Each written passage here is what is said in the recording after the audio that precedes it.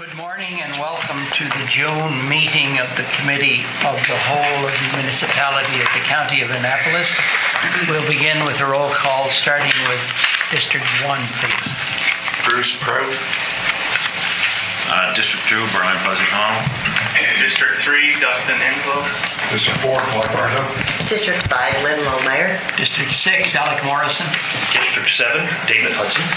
District 8, Michael Gunn. District 9, Wendy Sheridan. District 10 will be coming, and District 11, Diane LeBlanc. Thank you. Disclosure of interest. Councillor Enslow, please. I have an interest with the policing topic as a federal member of the RCMP. Thank you. Other disclosures of interest. Thank you. So we just have the approval. Okay, we have the order of the day. Thank you. Approval of minutes, page 4.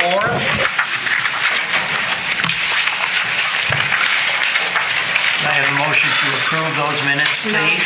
No, we don't. No, that's right. Wrong. Yes. They are what they are. You call for errors or omissions? Yes. Errors or omissions. Thank you. Page 7, errors or omissions. Thank you. Page 11, correspondence.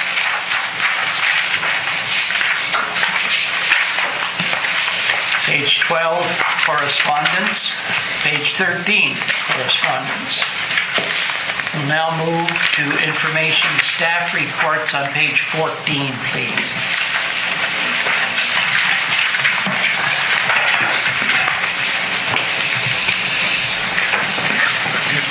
No. Move to receive for information. No. So I didn't think that, but I mean, what are we doing with it? Well, everybody read it? There are no comments. We'll move to page 16. Councillor Hudson. What was the approximate cost for the county to do that? To do with cars. The cost would have been built into the demolition costs. There wasn't any added cost. Okay. Yeah. Well, I thought it was a separate exercise. No. Further comments? Thank you. I have one. Okay. We have 30 tons of stone, which is now in a certain area in Granville. And you have given us a future use of the stones, which I thought was very good, all three of them. At this time, are we just going to keep them there until we decide further use of these, and we'll go from there? Till council directs us on what you'd like done, we'll just protect them. Yes, and if you find a good use for them, you'll bring them back to us. Sure. Perfect, thank you. Any other comments, questions? Thank you. Page 16. Councillor Enslow, you are the person who requested this. Would you like to make the recommendation, please? Sure can, thank you. I move that Municipal Council amend AM-1.2.0 Committees of Council and Council Meeting Procedures Policy by amending Article 2 to change the start time of the Committee of the Whole from 9 a.m. to 3 p.m., removing the ending no later than 5 p.m., and removing meetings from November to March inclusive will start at 10 a.m. Amending Article 3 to change the start time of council from 10 a.m. to 3 p.m. and amending Article 12 to update the start time 7-day notice. Thank you. Is there a seconder? I'll second it so we can chat.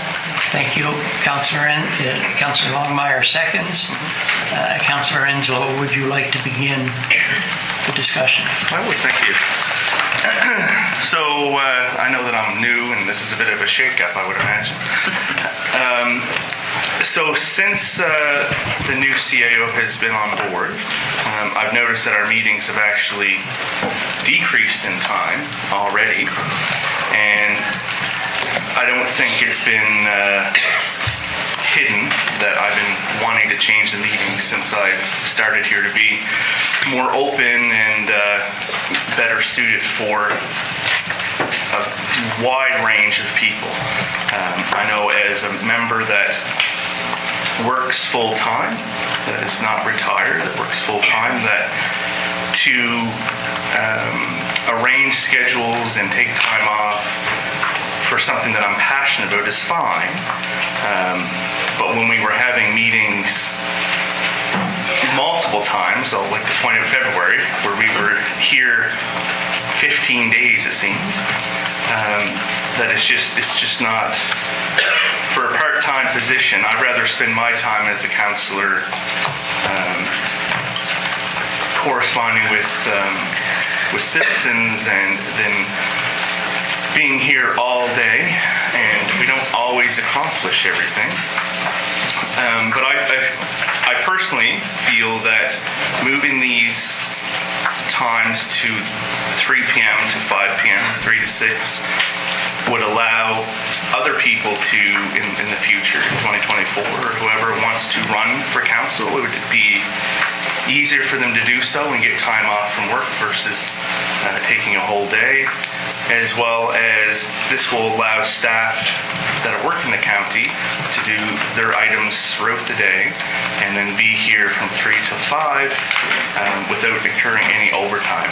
I know originally I was looking for evening meetings like most other municipalities, but this would be more of a compromise, I thought, that benefited everybody. We already are on the process of streamlining our meetings, so it's just really a time shift to make it more, in my mind, inclusive. People are complaining that they can't be here, they can't get time off work to be at public meetings. Where 3 to 5, it's probably easier to get that extra hour off work or hour and a half than what it is to get the morning off. Without going into further detail, that's really the bullet point. Thank you. Further discussion, Councillor Cotw. I'm not going to vote for the motion for a few reasons. Yes, I am retired. Yes, I have 2 businesses going besides this. I got a phone call on the way down this morning. I should have went and done something for my other business. But I told them I had a meeting today, and I would try to get there later this afternoon. If I'm going to get a phone call on any of my businesses, it's going to be in the morning, and I'm going to have to try to be there sometime in the afternoon. So I like morning meetings. I wouldn't care if we started at 8. But I was on county council. I took the job back 17, 18 years ago. I worked for the provincial government, which allows time off without pay to go to the meetings. Our policy says after 3 meetings missed in 1 year, and I think their council and committee of the whole, you get docked $75. I've never been here for the money. And if anyone wanted to look back in the archives, they would see that, because many times within 3 or 4 months of every year I was on council, I was being docked $75 for every meeting I missed after that.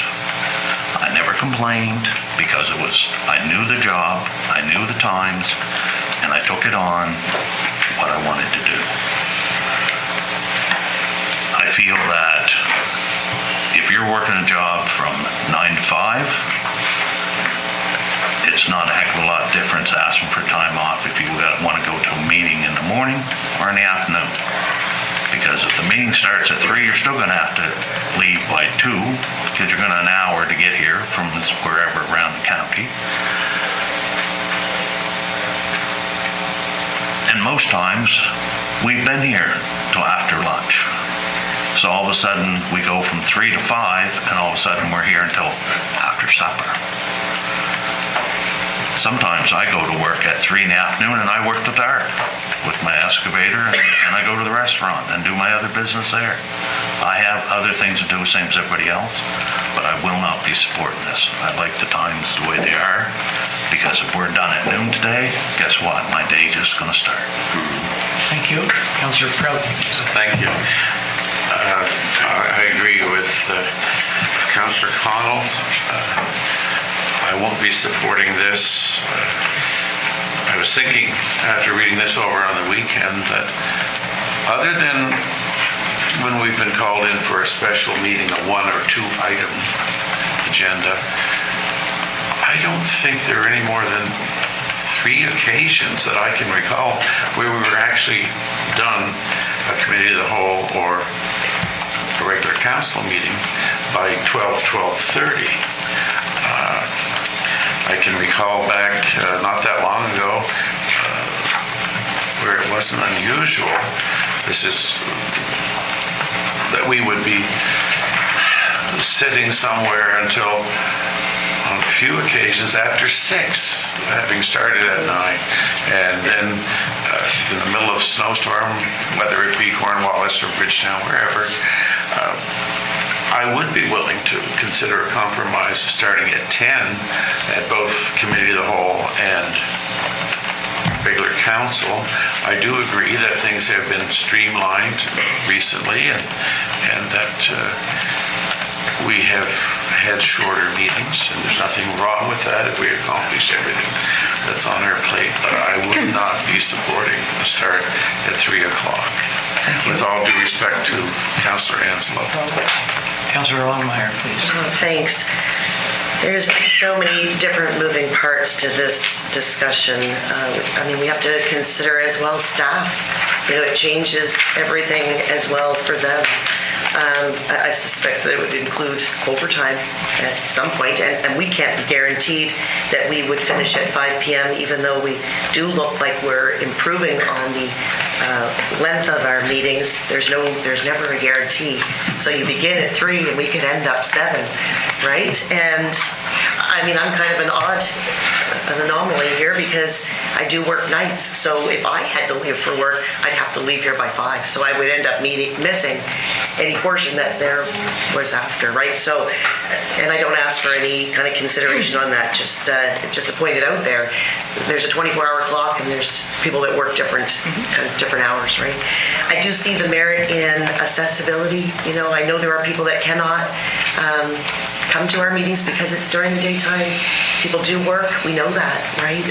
It's just tough. I don't know if there would ever be a perfect time to hold those meetings. And you know, we're not just limited to 2 meetings a month, maybe the whole in council. We're at the mercy of so many other bits and pieces of business that have to happen naturally and have to be done in a timely fashion. So it could be a 9 o'clock early because a time crunch for another purpose. So although I would like to be in favor of seeing a change for the citizens who cannot attend during the day, this is a tough one for me. I'll leave it there. Thanks. Thank you. Councillor Sheridan, followed by Councillor LeBlanc, please. Okay, thank you. I will not be supporting this motion as well.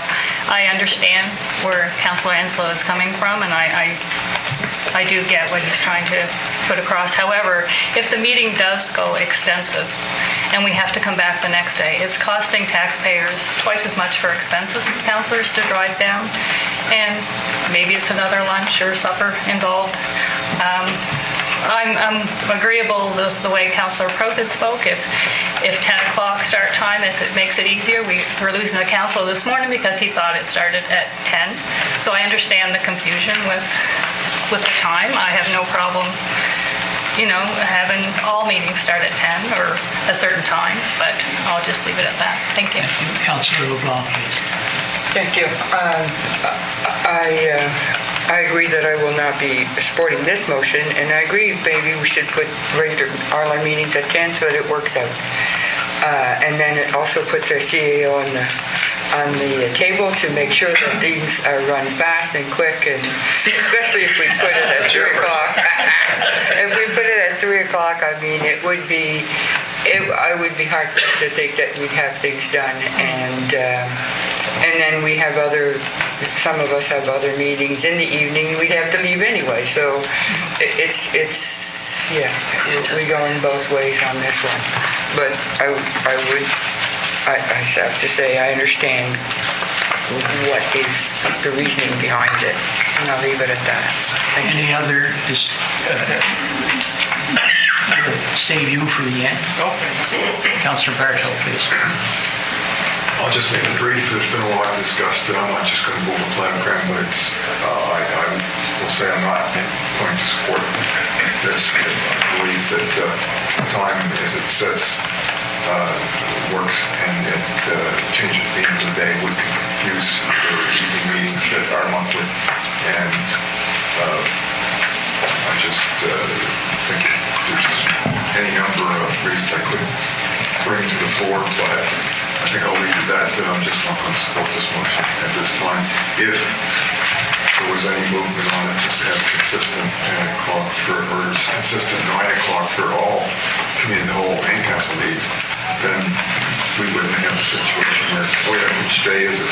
It's on your agenda, but anyway, that's all I need to say for now. Thank you. Councillor Hudson, please. Yes, just a brief comment, but changing to these times may and could have the potential of creating additional meetings, just because you do not get through agendas, which means that councillors have to go that are employed, have to go to their employers and ask for another day off or half a day or whatever. So to me, that just basically complicates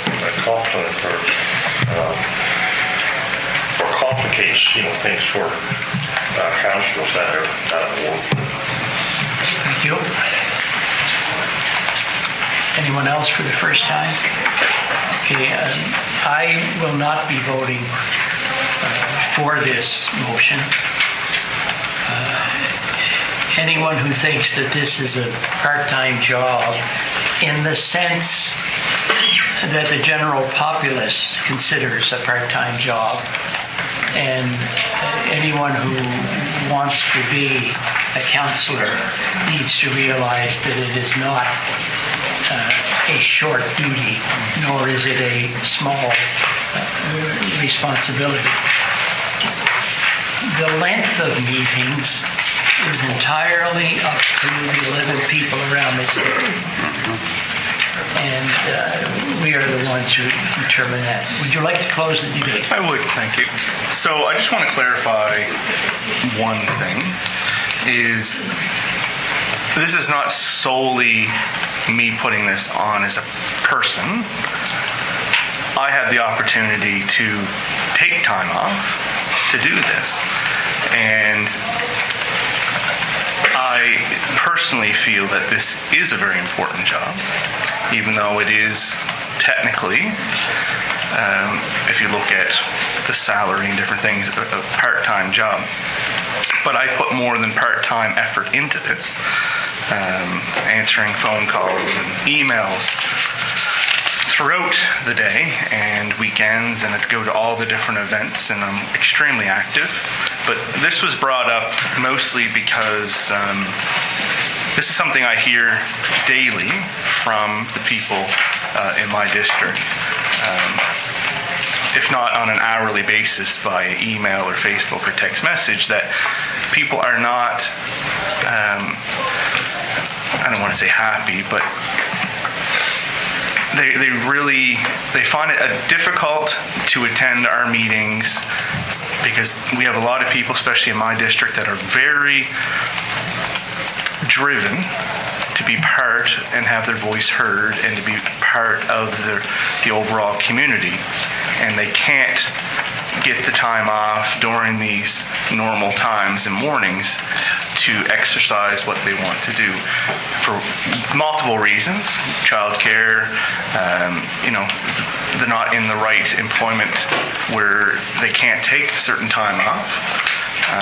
So I just wanted to make it clear that it's not me personally, because around the table makes it sound like it was just me wanting to change it. It really isn't. I have the opportunity where my position I can take, like today, I'm on a personal day. Next week, I'm on a personal day. But I wanted to put it out there that it is something that I hear constantly. And we are one of the few that meet at the time that we do. Even our neighboring districts are different times. And then there's also one example, I believe it's Queens, that does a rotation where one meeting is in the day and one is in the evening. So I don't know how that works. Maybe the CEO can explain that a bit more, but I'm just trying to find a way to allow our citizens to be engaged, because the general consensus feels that, from what I hear anyway, that they don't always have the opportunity to be engaged as much as they would like to, and I think that is a shame. You know, we are here to represent them. I'm here to represent more than just District 3, even though, of course, I have a heart for District 3. But it's constantly where I hear it, constant. And every time I post something that there's a meeting, it's the same comment. I can pretty well say within 5 minutes, that's the first comment that comes. So I just wanted to put this on the floor and have a serious conversation about it, to know my viewpoints. And it's nothing that is new from anyone since I've been here. Every time we're asked for a meeting, I say, oh no, we can do evening.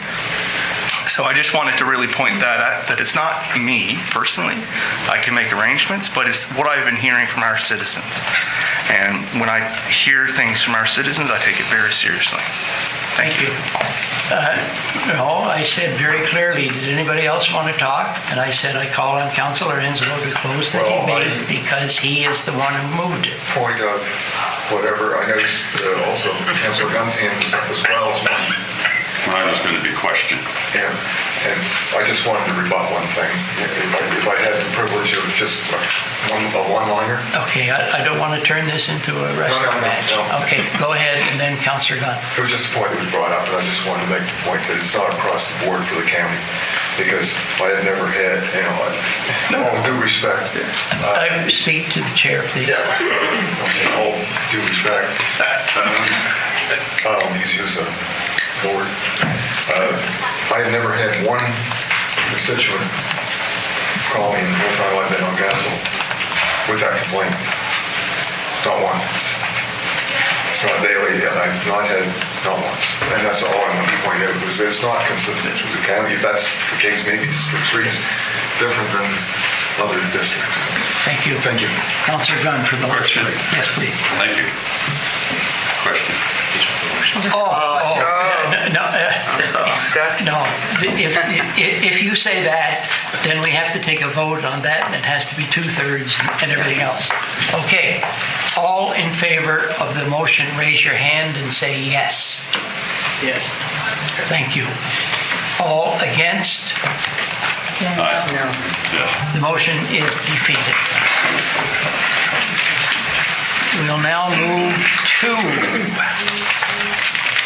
item 6.3 on page 36.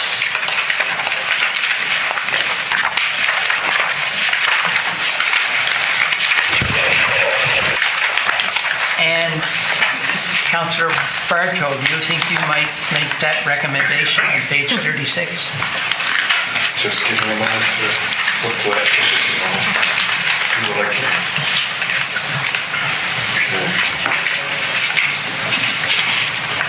Okay, regulations. Move that municipal council approve AM 1.3.6.18 climate change action plan review committee policy as circulated, 7-day notice. Thank you. Is there a seconder?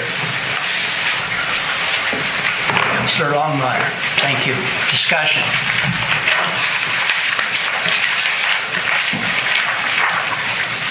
Councillor Enslow, please. I just want to say that I think it's great that we're looking into it and we're going to do something about it. as we've learned from the past couple weeks, and I know firsthand by having family affected by the forest fires on the South Shore, that this is definitely something that we need, and I'm glad that we're finally getting to that point.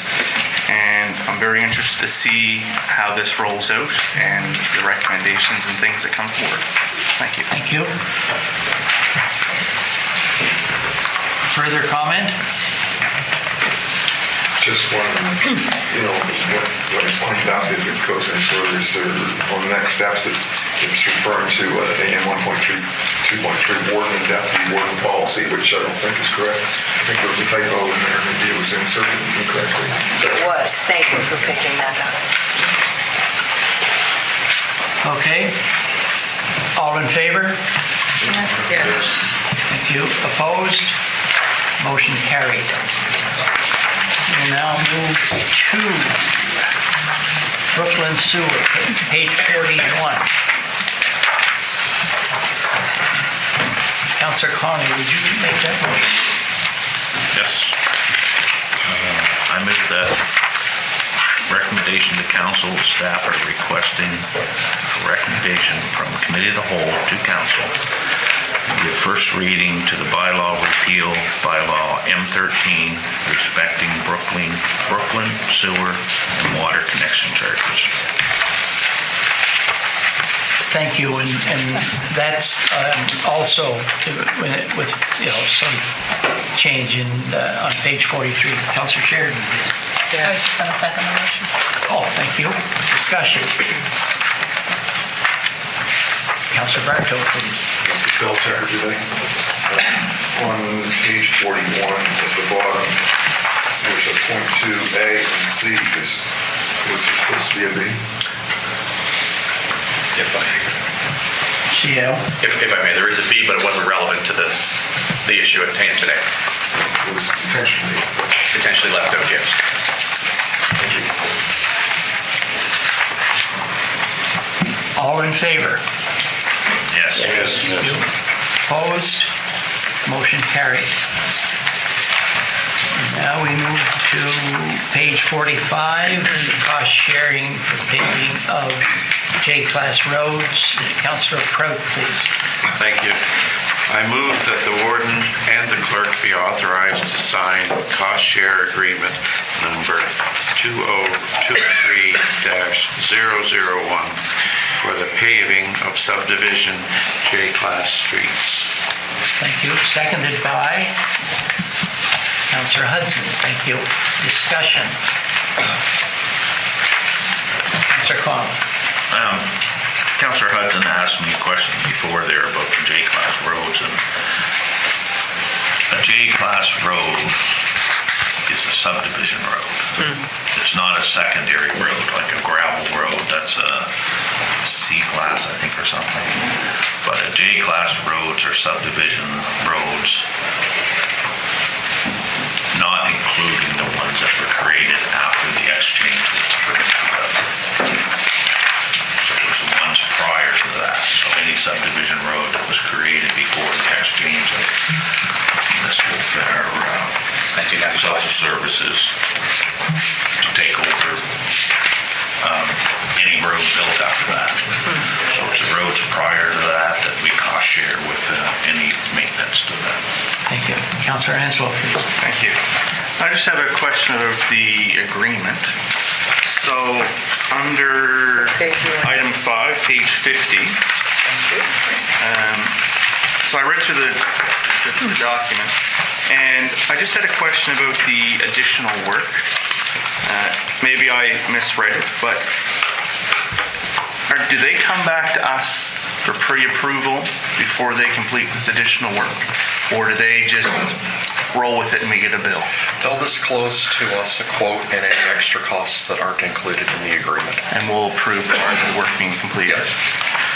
And the other question I had as part of it was under item 8, page 51.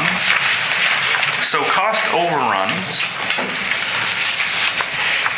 it looks like we're at 100% of that cost. I just want to know why it would be 100% us for cost overruns. I can understand if we control it, like if we're the reason why it went over, but if it's for whatever reason, a quote came in higher or whatever for cost overrun, I just want to know why we're footing the 100%, but the rest of the agreement's a 50-50. It's simply the way the province looks at it, and it's how they administer this. So they get a quote, or they give us an estimate, but if at the end quote from a tender is higher, we pay that whole difference. Anything, they cost share up to 10% over their estimate, and beyond that, we pay all of the overage. And it's just simply how they administer the agreement. So this is a generic, basically, thing. Yeah. We didn't write this. Oh, exactly. Yes, good point, Councilor. This came from the province. It's their standard agreement. No, great. I'm 100% support. Thank you. Councillor Gunn, please. Thank you so much. I just want to make a little bit of a complaint. You know, a few years ago, we, council agreed that we would have Letney Lane and Granville Ferry paved.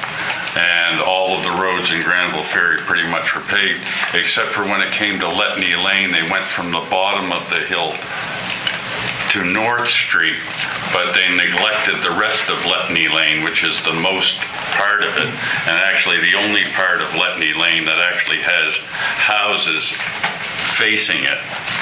They neglected to pave that end of Letney Lane. So when we voted as council to support the paving of Letney Lane, we didn't say anything about paving part of Letney Lane. We talked about we supported paving Letney Lane. And Letney Lane obviously was not paved the whole way. Now there has been comments made in the community why that part of Letney Lane wasn't paved. And I say to people, surely that's not the reason, not in the 2020 years that we're in, that, because of who lived up that road. But nonetheless, that part of the road was never paved, and council agreed that Letney Lane would be paved. I'll stop there. Thank you. Thank you. Further discussion? All in favor? Yes. Yes. Yeah. Opposed? Motion carried. Thank you. We now move to page 56, Provincial Capital Assistance Program application. And That'd be Councillor two. Gunn, I think you have a, Yes, I do. would you like to? Yes, sir. And I would, through you, there's two motions. Yeah, okay, thank you. Recommendation that municipal council support the submission of an application to the Provincial Capital Assistance Program in the amount of $205,000 for the detailed design phase regarding the Bear River Water System project. Thank you. Seconded by Councillor Anslow. Discussion, please. Councillor Anslow. I just want to say thank you for getting this moved forward. I know it's someone else besides Mr. Gunn saying it, like it's not always, but it's nice to see. And I'm also happy that we're using a capital assistance program, that it's just not, the sole us. Thank you. All in favor? Yes. Yes. Opposed? Motion carried. Councillor Gunn, please. Yes, sir. The recommendation is that municipal council support the submission of an application to the Provincial Capital Assistance Program in the amount of $28,500 for the detailed design phase regarding the Granville Ferry Water Storage Project. Thank you. Seconded by Councillor Bartow. Discussion. All in favor? Yes. Thank you. Opposed? Motion carried. We now go to page 61. 58, sir. 58. We now go to page 58. Good call. And it's in black and white. Councillor Hudson, would you like to make these recommendations? Certainly. I move that municipal council authorize payment from the Bridgetown School Trust to the Bridgetown Regional Community School in the amount of $5,365. Thank you. Seconded by Councillor LeBlanc. Discussion. All in favor? Yes. Opposed? Motion carried. Councillor Hudson, please. I move that municipal council authorize payment up to $2,800 for scholarships, awards, recipients upon attendance of post-secondary education. Seconded by Councillor Enslow. Discussion. All in favor? Yes. Opposed? Motion carried. And as I was before, page 61, please. Deputy Warden, how would you? That's good. I move that municipal council appoint Councillor Wendy Sheridan to be a member of the Town of Middleton Source Water Protection Advisory Committee effective immediately for the terms and conditions stated on the Town of Middleton Committee Terms of Reference, and add this to the list of required appointments reviewed by the nominating committee. Thank you. Seconded by Councillor LeBlanc. Discussion. I'm assuming that if this motion passes, you will agree. Yes. Thank you. All in favor? Yes. Opposed? Motion carried. Thank you. 69.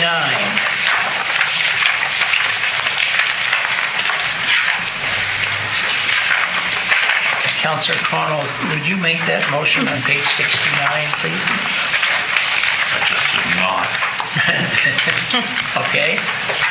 Deputy Warden, page 69. I move that municipal council authorize the administrator under dangerous and unsightly premises to call a tender to demolish the dilapidated outbuilding, remove the demolition debris, and level it to make it safe at Civic 12285 Shore Road East, Fort George, PID 05039268, AAN 04913892. Thank you. Seconded by Councillor Sheridan. Thank you. Discussion.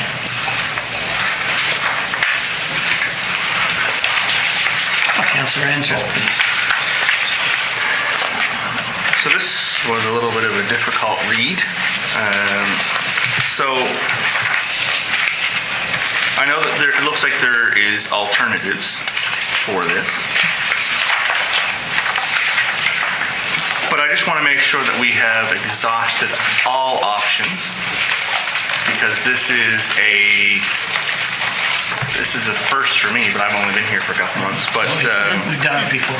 yeah, it's difficult to read, to tear something down. Yeah, I just want to make sure that we've done everything we absolutely can to try to rectify the situation.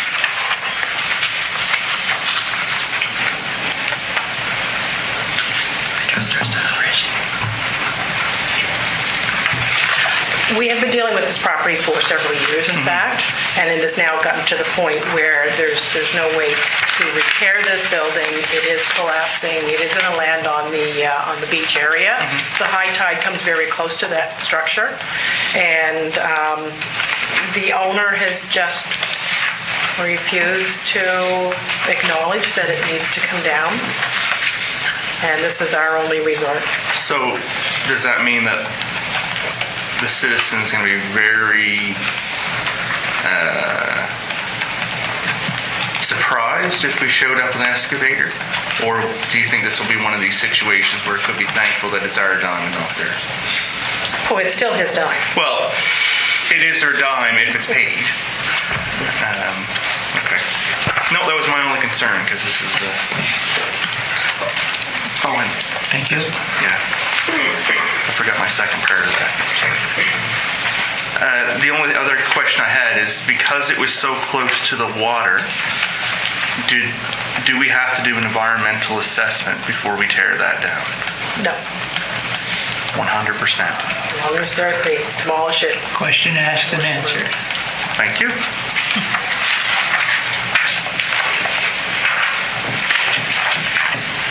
Deputy Deputy Warden, please. just want to say, it's one of those many things that come to council that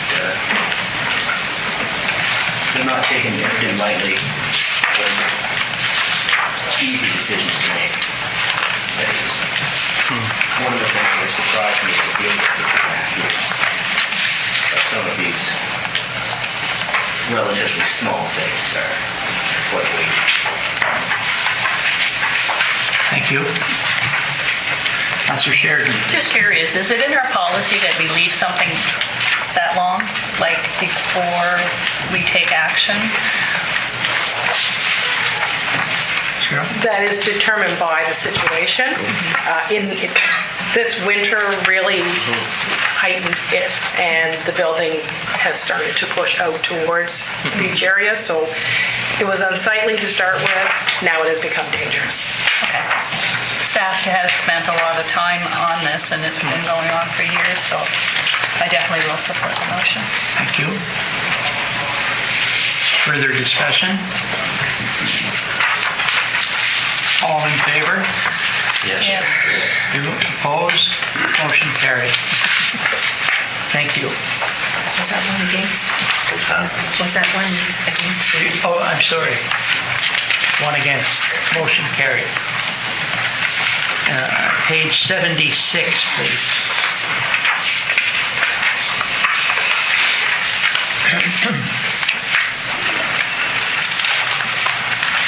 Councillor Bartow, would you like to take this one on, page 76? I can do that.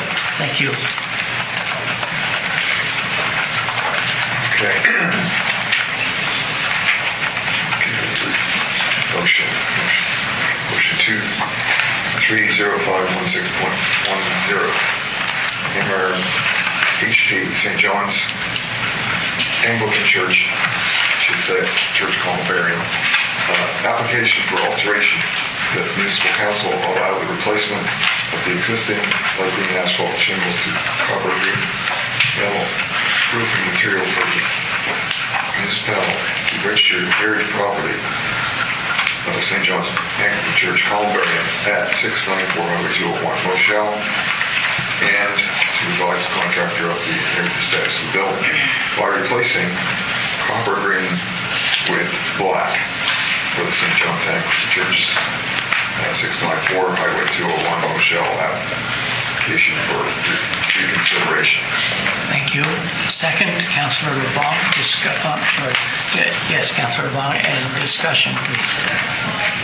Councillor LeBlanc. Thank you. I just wanted to ask if the change from copper green, was it copper green metal to black metal? Or is it black asphalt shingles? No, metal. Okay. Councillor LeBlanc. It would be metal. This motion we had passed, and of course, as we are looking at the amendment, when they first started, they asked for the roof to be black. But the person that came in discussed that maybe she wanted it green. So with their difficulty, we did have consensus, I believe, that it could go black because it looks black anyway. So I will agree with this motion, and then it can move forward so that people can start the work. Thank you. Further discussion? All in favor? Yes. Opposed? Motion carried. Now I think we're going to page 96. 82. 82. Read it again. Oh, how did I miss that? There's too many that we gotta go through there. All right, now, we're on page 82, and I've been mulling over how it's a separate motion for each one. And I was going to start with Councillor Prout to have a go at the first three, but there may be some that councillors would like to move themselves because they affect their districts. So if we began this way, if we're on page 82, the recommendations, and first recommendation and someone says, yes, I'll move that, will we do it that way? Sure. All right. Number 1.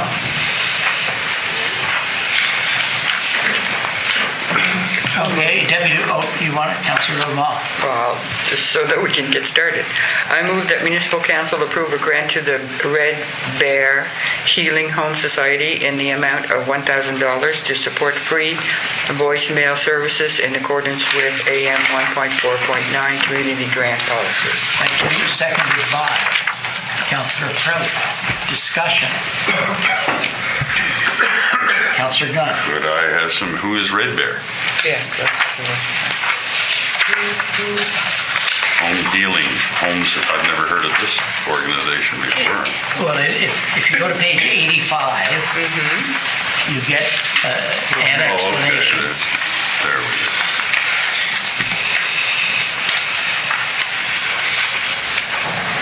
Okay. Where are they based? I have a question. Councillor Lamont. Where are they based out of? If I may ask. Home address for you? I believe it's in the metro area, but I will confirm. Metro Halifax?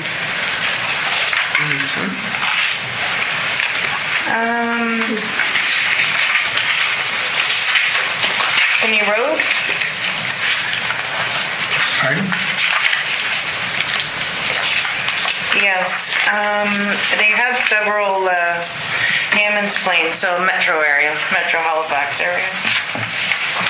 And they do have several supporting letters from Nova Scotia Health, Nova Scotia Works, supporting the work that they do. Councillor Lamont. And from what you have read and what they have sent, is it something that our constituents in this part of Nova Scotia are using? Yes, absolutely. So to give a little bit more detail, the folks that use this service don't have access to a phone or voicemail, so it's more than just a connect to, so it's for job interviews, mental health support, it could, any type of support they need, they can call this free of service, and then someone on the other end will help them through the process that they need. So it's very tailored, it's not just one thing, it's whatever they need. And they're finding more and more people are using this service now, post-COVID.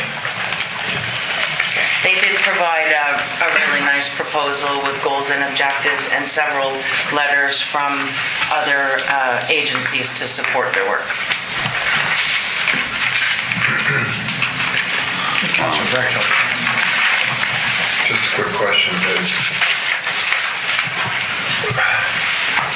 are we the only ones that were asked for money? If they're based in Halifax, are they a provincial-wide group that's supporting the province? And if so, are they getting money from every municipality? They've asked, so they have actually put in, they get donations, they're requesting $1,000 from the town of Middleton. I haven't heard if they've gotten it or not. They're asking $1,000 from our municipal council. Halifax councillors, they're asking $900, South House, $500, Halifax Dump and Run. They have small memberships, Nova Scotia Public Interest Group, and they're also requesting $25,000 from Communities, Culture, Tourism, and Heritage. And they have over $25,000 in sponsorships. How much? Sorry, how much from HRN? 9. Halifax councillors, so it doesn't say the municipality, so they may be canvassing individuals, 900. Yeah. Okay. They have a budget. Seems that's quite an expensive ordeal for an answering service. You know, those requests something's going on. Take a walk. Further discussion. I have a question. Yes, Councillor Lamont. So how do we connect our constituents to know about this service? Through I believe which departments? We could promote them. I know Nova Scotia Health Authority has promoted this service in doctors' offices, things like that. Oh, the doctor's offices as well? Yeah. Okay. All right. Thank you. Thank you. Councillor Conwell, please. I have a hard time supporting it because I didn't hear Kings County's being approached, I didn't hear that Lunenburg County, Queens County, all these other counties within our province. It seems like we hear that they advocate Middleton, Annapolis County, and very little in Halifax County. It's I understand that it may be used, but again, we don't know how much. Thank you. Councillor Longmire, followed by Councillor Hudson, please. Thanks. Just a question around free voicemail. I'm just kind of confused. So Nancy had said that it could be used for things like mental health, right? Yes. Connectivity for people who can't, for one reason or another, connect. So free voicemail. So if they need to use a telephone or get a message, they can use this service for free if they don't have access to a phone.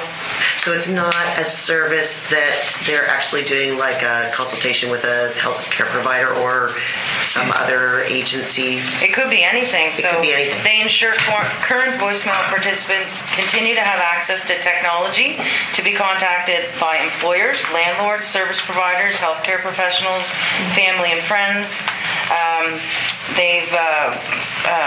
And then they make those connections based on the people. So they want to increase the access to free voicemail and or cell phone use for vulnerable sectors of the population in our county in particular, and all people experience poverty in Nova Scotia. They did go on to describe that they target people who are experiencing poverty, people with addictions, people with disabilities, mental health issues, people with HIV and AIDS and other diseases, people recently released from prison, victims of domestic violence, people who are homeless or at risk of becoming homeless, lone parent families and low-income two-parent families. And they see people, pregnant women, general population, youth from 15 to 30, adults 31 to 64, over 65, male, female, and transgender, First Nations, immigrants, refugees, and veterans use their services. Thank you, Nancy. You're welcome. Is there any room for other folks in there? So they really do target anybody that needs And service. I just wanted to point out, it's a very small ask to be able to provide all of that, and I am very familiar with the program. You are? Oh, okay. Tell us about it. Tell us about it. Only that I know that it's out there. I know I hear people using it. Right. I got the website. Yeah. And they It's also everywhere. No, 211. Exactly, 211. Also advertises promotes this organization. Exactly. Yeah. It's very public. Councillor Hudson, please. Followed by Yes, I Deputy just Warden. want to make basically a note in respect to that. In respect to this application for this grant, I think our policy is open the door for groups like this to make an application to the county, right? And if you go back to the policy, the first item on the policy says this program governs grants to community organizations and charities. But then down under eligibility, it says any charitable, nursing, medical, athletic, educational, environmental, cultural, community, fraternal, recreational, religious, sporting, or social organization within the province is eligible to submit an application. And I believe our policy needs to be amended in respect to that. May I respond? No, that's an entirely separate matter. As long as you're not talking about amending the policy, etc. No.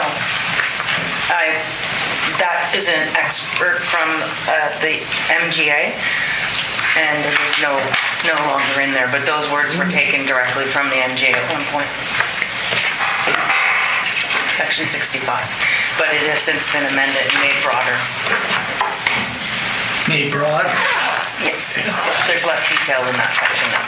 I guess I just asked that question simply for the fact that maybe from Councillor Connell, that there doesn't seem to be any application that they put forward to the other municipalities in the province, which according to the NGA, they could.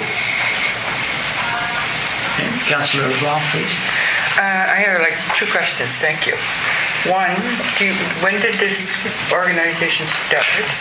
I don't know, I have to look that up. No, okay. Councillor Enzo indicated. You said you have the website, so what does this, can you answer my question? So the only thing that I saw on the website was that it started in 2021, and so it's pretty recent. So it would have come out of pandemic, I would imagine. Yes. Which a lot of organizations have. But from their main page, it looks like it is quite valley-based, especially the youth cell phone collection campaign, where they have a partnership with the Annapolis Valley Libraries in Kingston and Middleton to drop off the phone that then gets unlocked. So that from reading all this, it looks like it's a service. They get the phones, they reset them, so people that can't afford phones are given those phones to use for the 1-800 numbers and the things that you're not charged for. I got it. That way you can reach out. So there's other organizations like this, but it looks like this is more of a Nova Scotia based versus a national. Thank you. Further discussion, Deputy Warden? Well, I was going to say that the access to technology was a big thing we've council supported in the past. We spent 13 million on internet system. Didn't go to our most disadvantaged regions, I would say. And to me, $1,000 when this past year we won the prize for highest poverty rate in the province. Highest poverty rate in the province. In the province has the highest poverty rate in the country. I think $1,000 towards an operation like this sounds like an excellent investment. Thank you. Councillor Enzo. Just an edit to my last comment. Yes. 2011. Oh. 2011, not 21. Yeah. All right. All in favor? Yes. Yep. Opposed? Motion carried. All right, Ernest Buckler Literary Event. Deputy Warden? I move that municipal council approve a grant to the Ernest Buckler Literacy Event Society in the amount of $1,000 to support their Reading Where We Live event in accordance with AM-1.4.9 community grants policy. Thank you. Second, please. Councillor LeBlanc, discussion. Ernest Buckler is a very famous Canadian, and I would recommend that you read the book, The Mountain and the Valley. Discussion. All in favor? Yes. Thank you. Opposed? Motion carried. Annapolis Region Community Arts Council. Councillor LeBlanc? I move that municipal council approve a grant to the Annapolis Region Community Arts Council in the amount of $2,000 to support their event showcasing artwork from Harold Cromwell in accordance with AM 1.4.9 community grants policy. Thank you. Seconded by Deputy Warden. Discussion. Councillor Gunn. Thank you so much.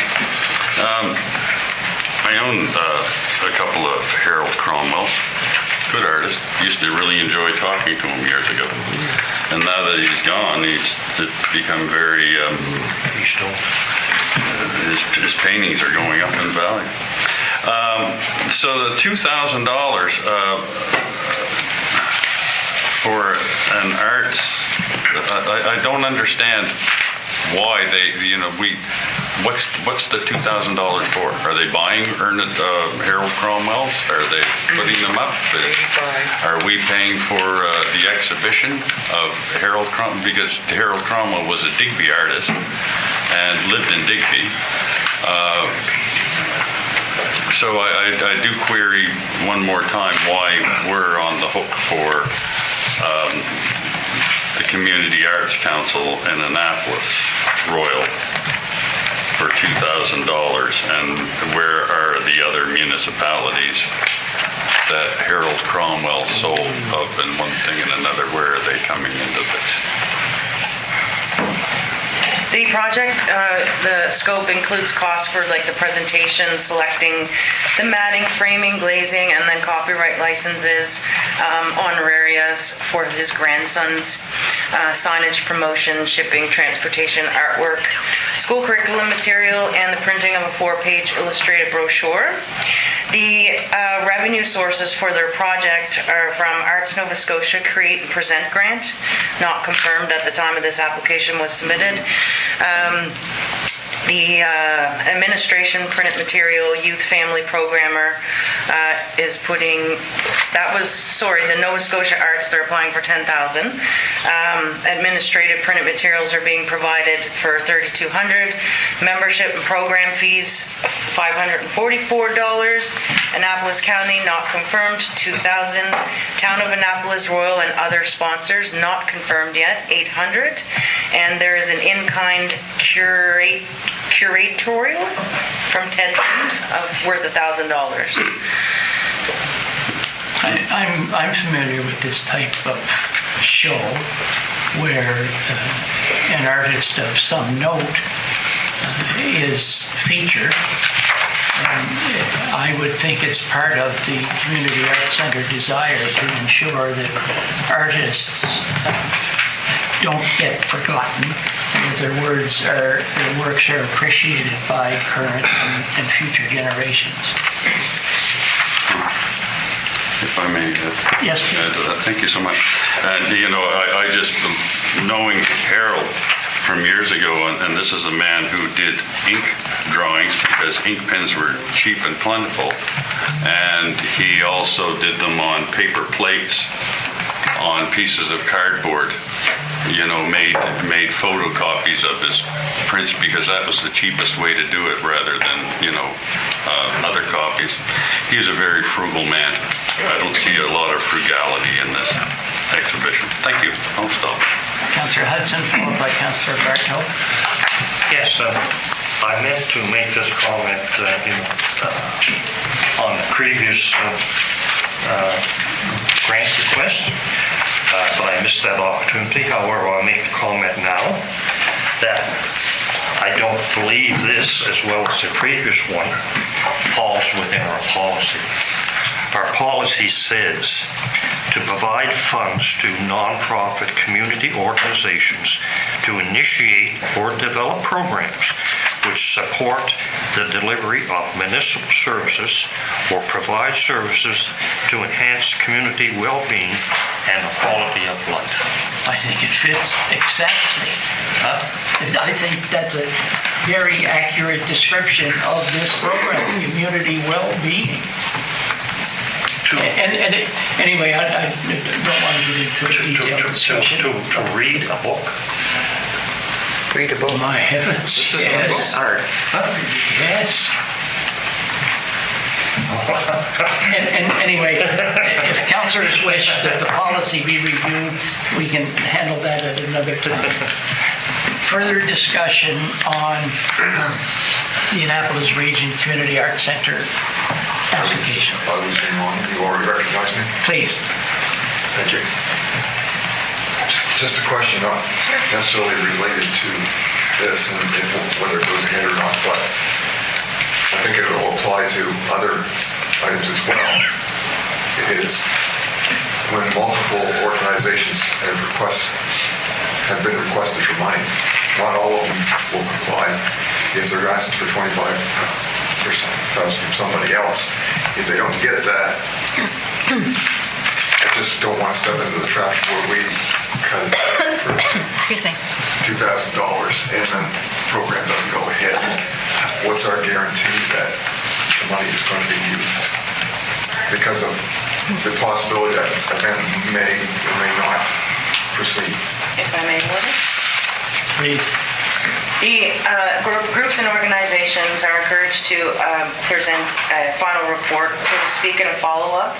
So most of them provide that either to myself or the clerk's office, indicating that the project has been completed and thanking council.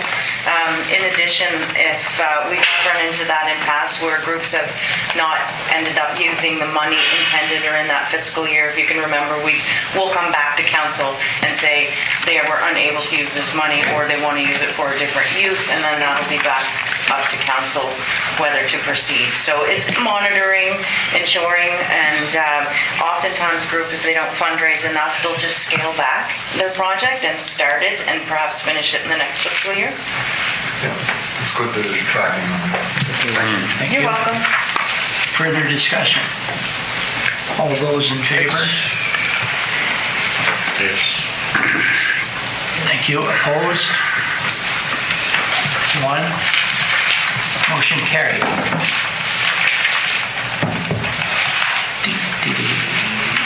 Who would like the next one? Councillor Crowe?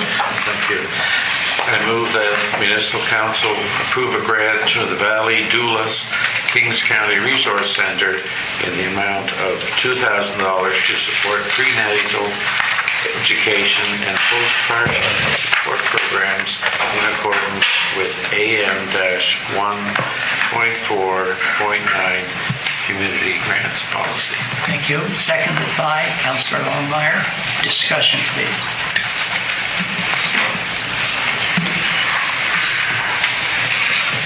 Councillor Gunn. Thank you so much. Is this, one more time here, we're becoming the resource center. Is this a municipality doing the work of the Department of Health? Because, years ago when when we had our children, that was something postpartum and prenatal classes were all taken care of by the Department of Health. And now I see that this is being put on in Kings County by the Kings County Resource Center. So is this something else that's been dropped upon municipalities? I'll stop there. Thank you. Further discussion? Councillor Cotw, followed by Councillor Crowe. I find it very hard to want to support. I've supported the past 3, and they seem like they're not within our county as far as participants from our county. They're participants from outside our county, and it seems like this fits in that same category. So this is the first 4 grants we're given out is outside sources from our county. Each one has never told us, other than a very short explanation on where else they're getting funding from. And I am going to put a motion forward that our policy be reviewed, because if I want to spend taxpayers' money, I would like to see it spent inside our county with organizations within our county. And if someone's applying for money from this county outside of our county, they should send us what other participants are putting money into the project.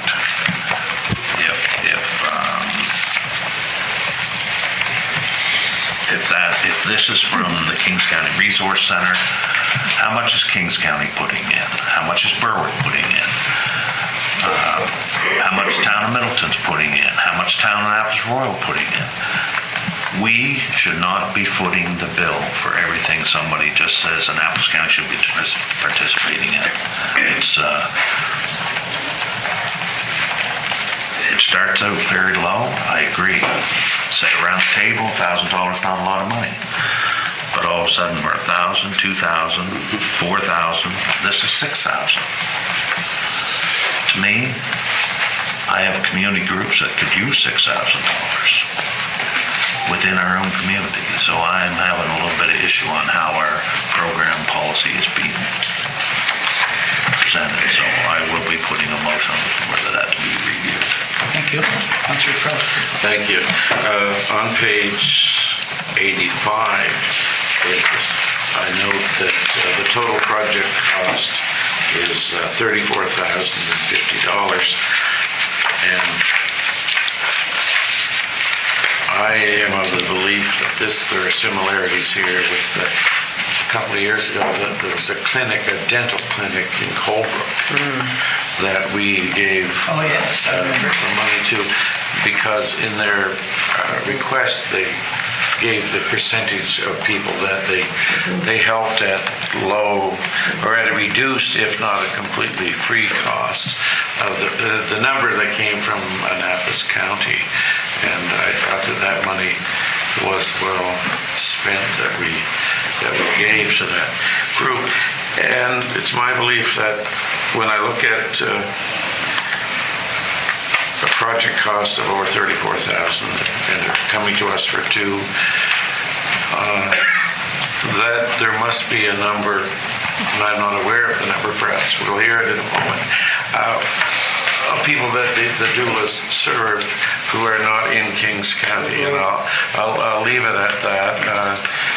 Healthcare is under such constraints, and there are so many cracks that people fall through, and I'm aware of some people who've worked with doulas in the past and how helpful they've been. So I'll leave it at that, and perhaps we could get some information if there are numbers or percentages for Annapolis County. If I may order? This particular service is, they do work with Nova Scotia Health, all the nurses, so nurses will refer clients to them. The program affects all three counties, and there are high numbers in all three of our immediate counties that use this program. They do work hand in hand with Nova Scotia Health. And the childbirth educators also supported to travel to private sessions and postpartum visits as well. So they do offer classes, they do in-home visits. The Kings Municipality, pending application and approval, they're requesting $7,500. West Hants, pending application and approval, they're requesting $1,500. Annapolis, $2,000. The town of Kentville, $2,000. And local community organizations from West Hants to Annapolis, they are requesting another $23,000 from those people as well. And I have no confirmation on any of these yet, but certainly could through follow-up. Thank you. Councillor Longmire, please. Thank you. I just want to as well say that we only deliver babies now at Valley Regional Hospital. And so we're far-reaching with the prenatal and postpartum community. It's, we're capturing in that direction, Valley, all the way from Yarmouth. So there are people, based on the social determinants of health, that are not met. We have barriers such as food insecurity, the inability to travel because of childcare or no vehicle. Gas is expensive, we all know that. So the Valley Doulas do offer a service as well via Zoom. So families can go to a library and tune into a breastfeeding class, and we're trying to promote more health promotion. So it's exciting to know that they do offer such a wide service, and that they can be far-reaching.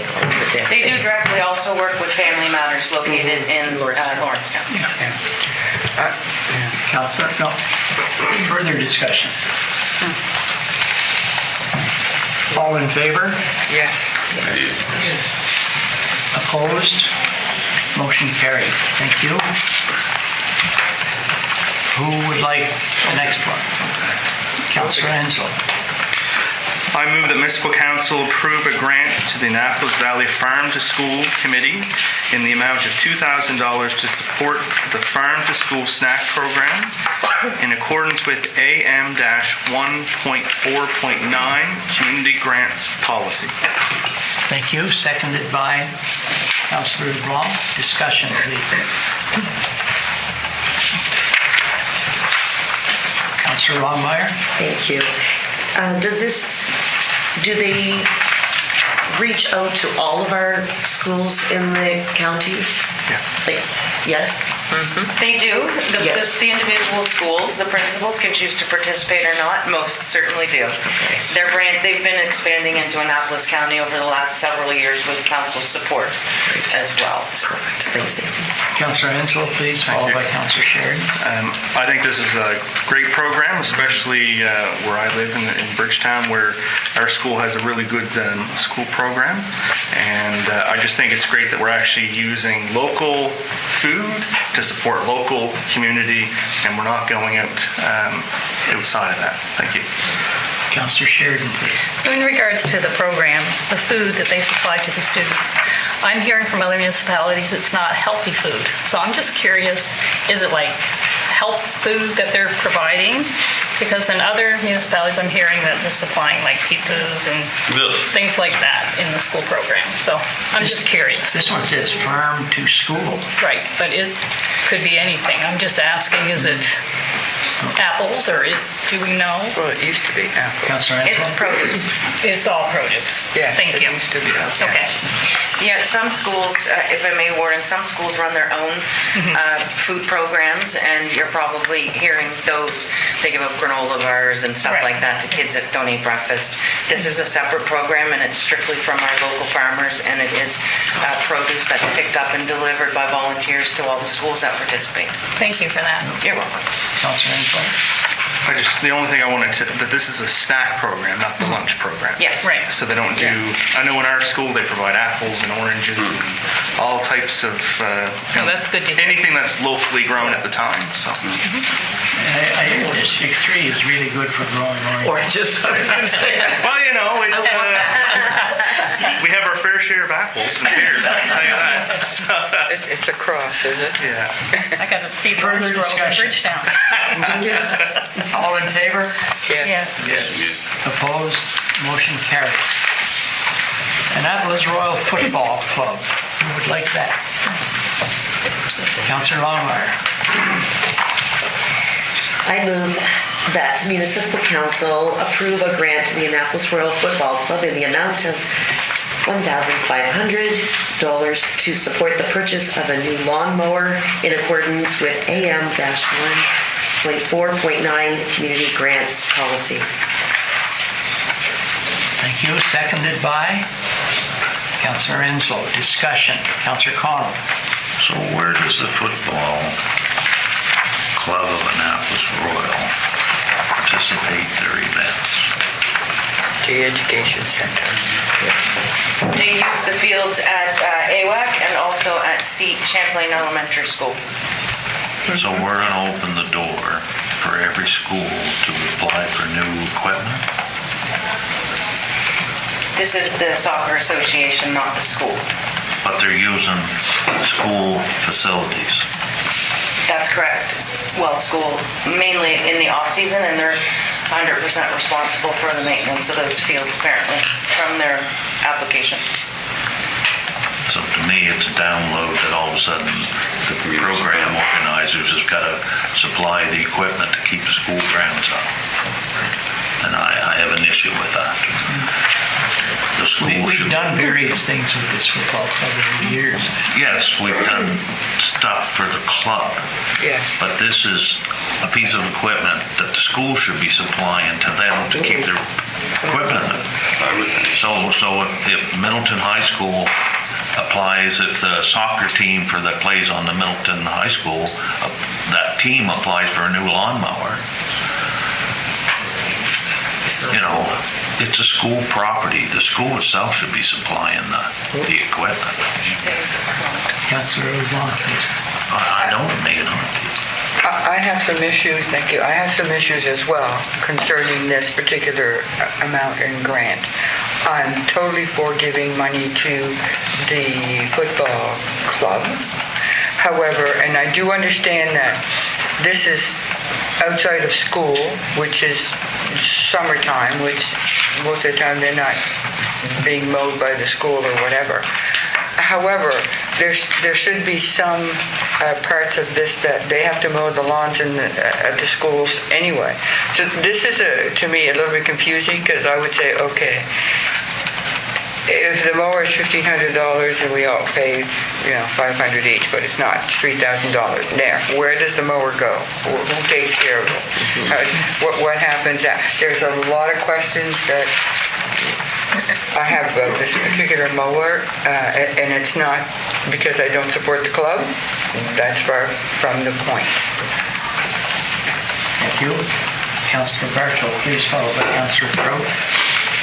I just wanted to, multiple requests on this one as well. We only asked a portion of this because a $1,500 mower for mowing 2 or 3 acres of field doesn't seem like to be a good piece of equipment to be purchasing. And normally in the past, like years ago, I haven't been mowing when kids went to university often.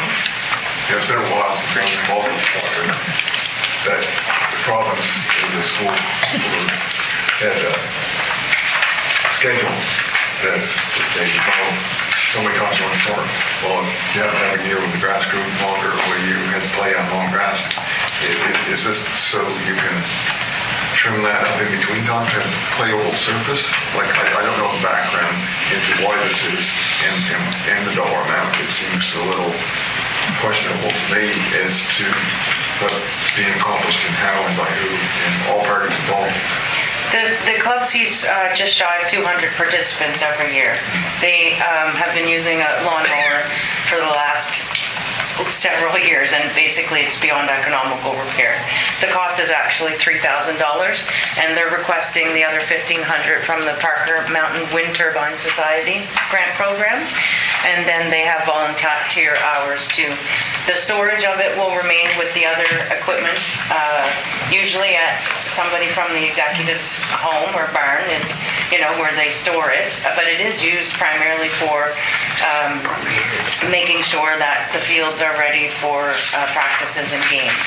And they go almost every day of the week, so depending on the weather, you need to mow. Right, and to line their fields, but they did also state in their application that the majority of their athletes are from the county. Councillor Crowe, followed by Councillor Hudson, please. Thank you.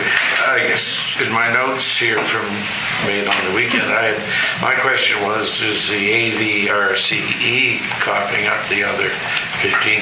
But thank you for letting us know that it's the Parker Mountain Wind Turbine Group. But so I'm echoing some of the concerns from others around the table that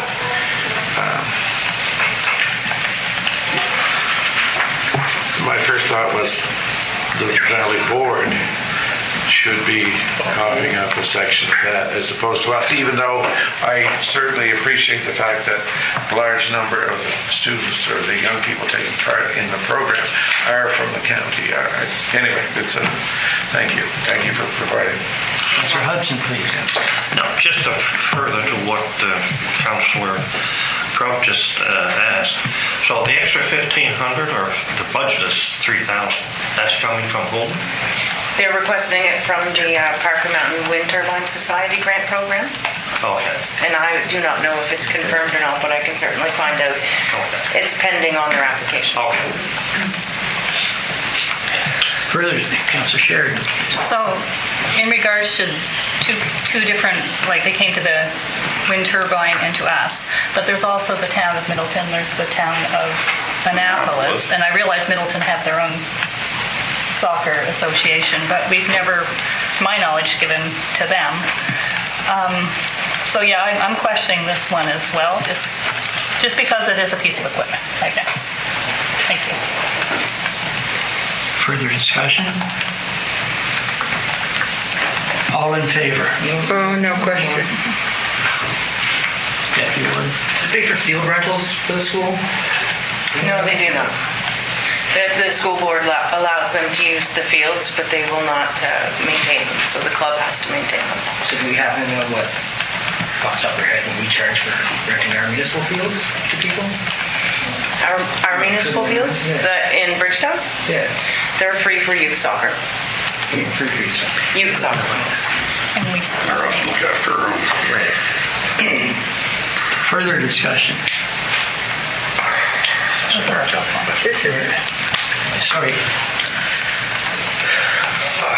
just a thought, again, I know other organizations that apply to park and turnips, and there's a huge number of requests, and times over how much that they had in their budget to expend, so there's no guarantee that they fit in there. Now, I think you have a better leg up on that one. I know it's not kind of stuff of getting that one here.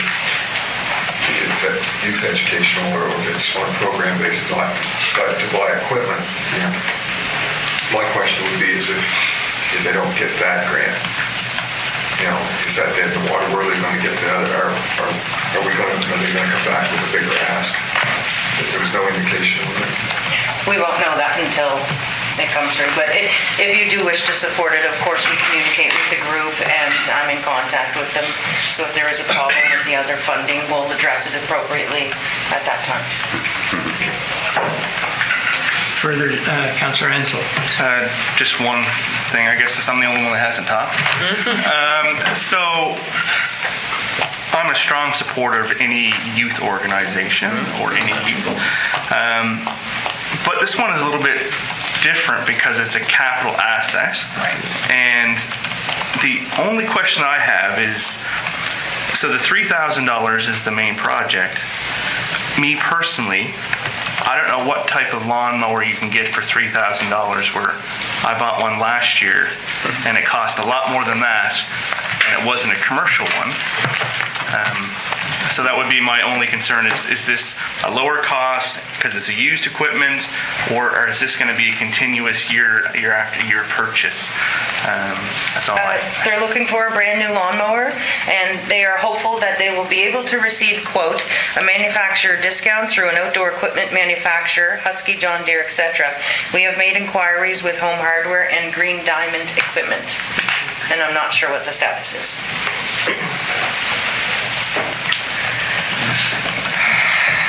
Anybody else? Well, I have the part two though. Okay. Part two. Sorry. So, because you're well versed in the policy, is capital investment in this policy that we're approving? I didn't really look in great detail with This that. one's falling under your community programs assistance fund. So where this is a community program, it doesn't really differentiate what type of support you can give. So it's very broad, this category. Other categories are more specific to infrastructure, maintenance, repairs. So this particular category, it's permissible by your policy, but again, up to council if you want to support it. Thank you. Okay, Councillor LeBlanc. I'm going to say one more. I really want to support this group, like athletics. There's no doubt about it. My concern with this is through the years that my children and yours and through Middleton, the fields were done by what I remember, the school. So I'm, or maybe it was the town. The town did the Rotary field. Well, the Rotary, but then there's the one inside the school, done by the school. These are two school fields. So there's my question. If they do the field, they do the field until the end of June. In July and August, they don't do any fields out of the blue? No. Okay. Councillor LeBlanc. That would be the question. Why is it they don't do that? I don't know. Thanks. So, Nancy had said it captures an audience of 200 kids. Like, whatever, I get it. It's a mower. They could have easily have asked for money to support hiring someone to mow. And we probably wouldn't have seen it quite this way. And maybe the discussion would look different. I just think you've got 200 kids that are active physically. Their families are getting outside as well to watch them play. It's community. It's all about community in every aspect. Bridgetown has the beautiful turf, right? There's cost to maintaining that. They do have to mow and know the town doesn't mow that space. The school no longer mows that space. And in order for those kids to play soccer, which started as of last Monday, until the end of August, which keeps them off the street and busy, in a healthy way, I just think, boy, if I can help them, I get it. There's things around where do they store a mower? That's not my business. We're giving them $1,500 to go towards a mower. It's on them to figure out all those other logistics, right? Yep. But we've got to keep these kids busy. Right? I don't disagree. All right. Most of them are flower pickers. All right. All in favor? I guess so. You convinced me. 1, 2, 3, 4, 5, 6, 7, 8. Opposed? 1, 2, 3. Motion is carried. It's for the kids. Councillor Gunn, I might be wrong, but you might know a little bit about the next one. I do, as a matter of fact. I move that municipal council approve a grant to the Southwest Nova Biosphere Association in the amount of $2,500 to support the creation of the first amazing place in Southwest Nova Scotia at DeLapse Cove in accordance with AM-1.4.9 Community Grants Policy. Thank you. Seconded by Councillor Longmire. This has been a lot. We talked years ago about this amazing place program. It's been coming along, Yes, long yeah. time coming. Discussion, please. All in favor? Thank you. Opposed? Motion carried. Carp. Councillor Henslow, please. I move that Municipal Council approve a grant to the Clean Annapolis River Project Society in the amount of $5,000 to support marketing costs for the Annapolis River Festival in accordance with AM-1.4.9 Community Grants Policy. Thank you. Seconded by Councillor Hudson. Discussion, please. Well, I have that. Councillor Gunn? Thank you so much. So this Clean Annapolis River Society, I know what that is, but the River Festival, is that in Bridgetown every year? Is that where they have it? Because it's in Bridgetown. And what does it involve? It's at Jubilee Park. Yeah. And what does it involve, this festival? Well, it's just a day-long festival. They have vendors there, all of that. A lot of people come. And $5,000 is for what? Prices and so on and so on. That's what I want to, basically the bottom line is then $5,000 is for tree warden. It's for what? They say it's for marketing. Marketing. Marketing. For signage and posters and in our. Yeah. They do a brochure similar to like exhibitions. Okay. I guess so. Thank you. And the county will be recognized in any advertising if they choose to support this application. So we get advertisement of it. Yes. So that's what it's for. Okay. I can go with that. Councillor Henslow, please. Thank you. So, I just want to say that, this is it may be hosted in Bridgetown, but it is attended by many, many, many people from not just Annapolis County.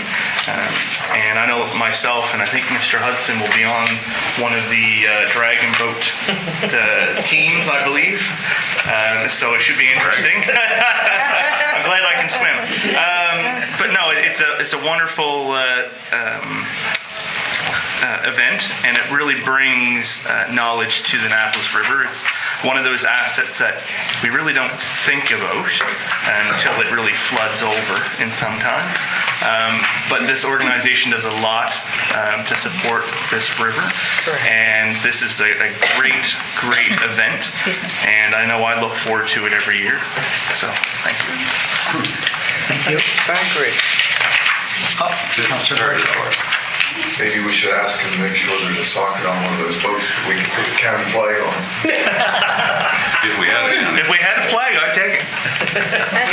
We have two flags. We have to work on that one. Okay, all in favor? Yes. Opposed? Motion carried.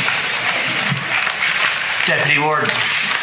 I move that the municipal council approve a grant to the Lawrence Center District Lions Club in the amount of $5,000 to support marketing costs for the Fort George Jamboree in accordance with AM-1.4.9 Community Grants Policy. Thank you. Seconded by Councillor Hudson. Discussion. I'll just make a comment. I'm just happy to hear that it's back up and running after the past few years it's been not, so it's great. And there were rumors months ago that it wasn't going to happen. No, it wasn't. It took a lot of work. It's, Bob Lyle from a different Lions Club took it on, and he's worked very, very hard to get it back up and running. Good to hear. Councillor LeBlanc. Yeah, the same thing. I echo that. Thank you. All in favor? Yes. Thank you. Motion carried. We're now on the second third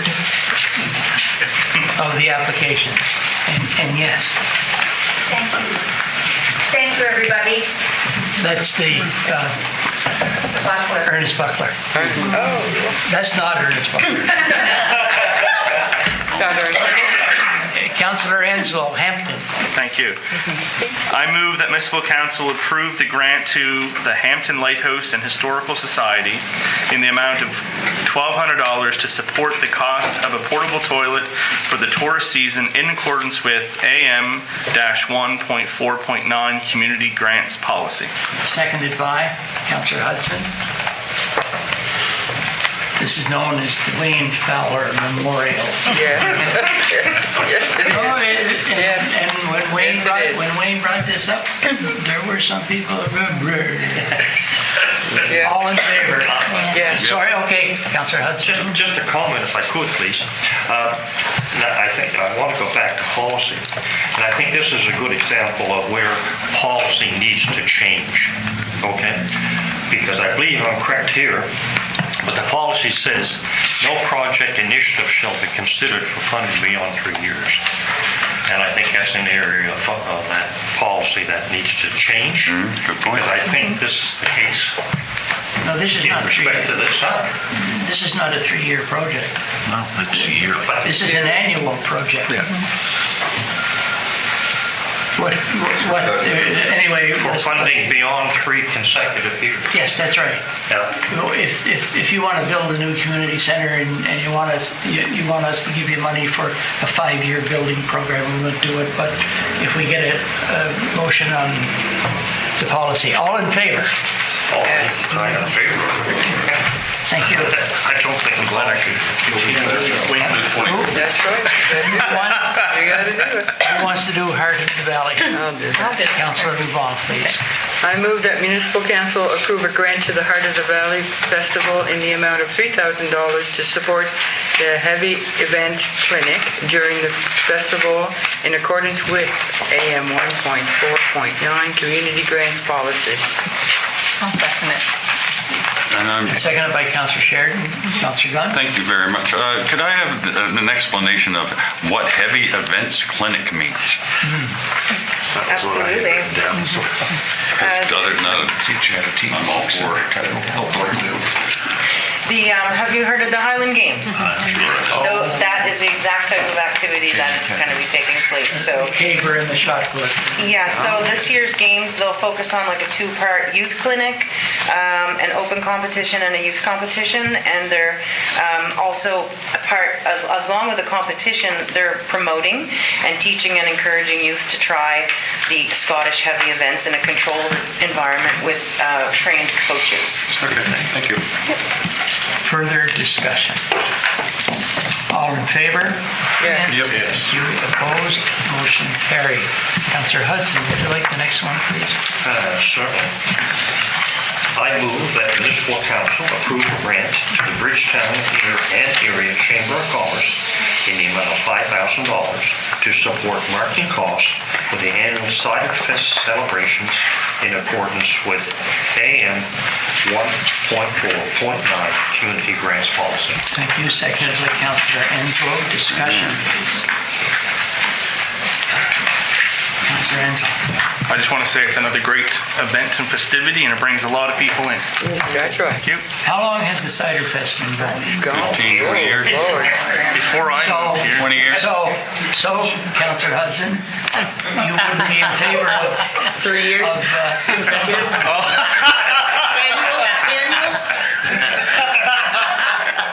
Yeah, watch what you ask for. That's exactly right. This is specific. Oh, This is a support marketing cost. Oh. So I understand. So next year they'll ask for something else. It's a good point.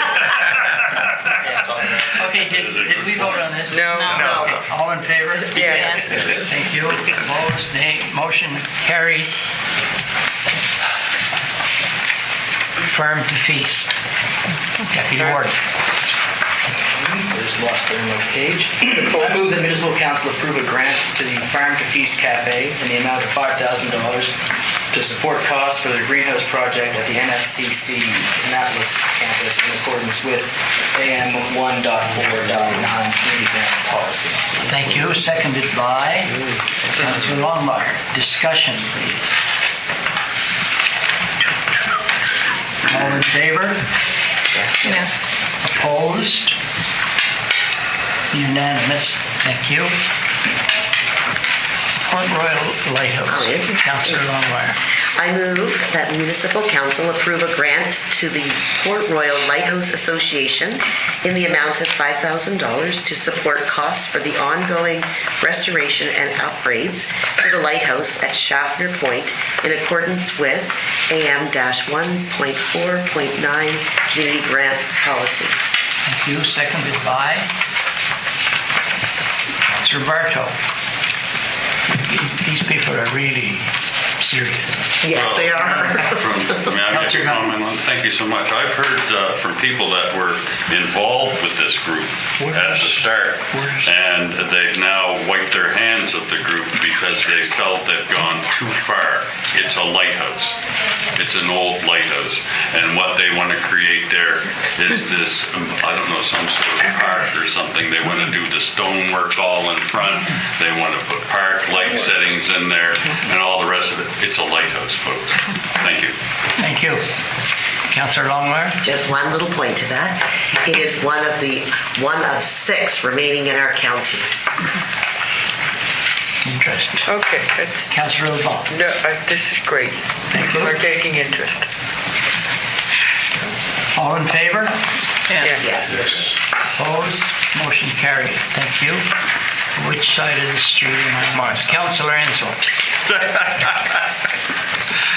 I move that municipal council approve the grant to the Bridgetown Curling Club in the amount of $3,931.44 to support the purchase of a new ice compressor in accordance with AM-1.4.9 community grants policy. Perfect. Seconded by Councillor Hudson. Discussion, please.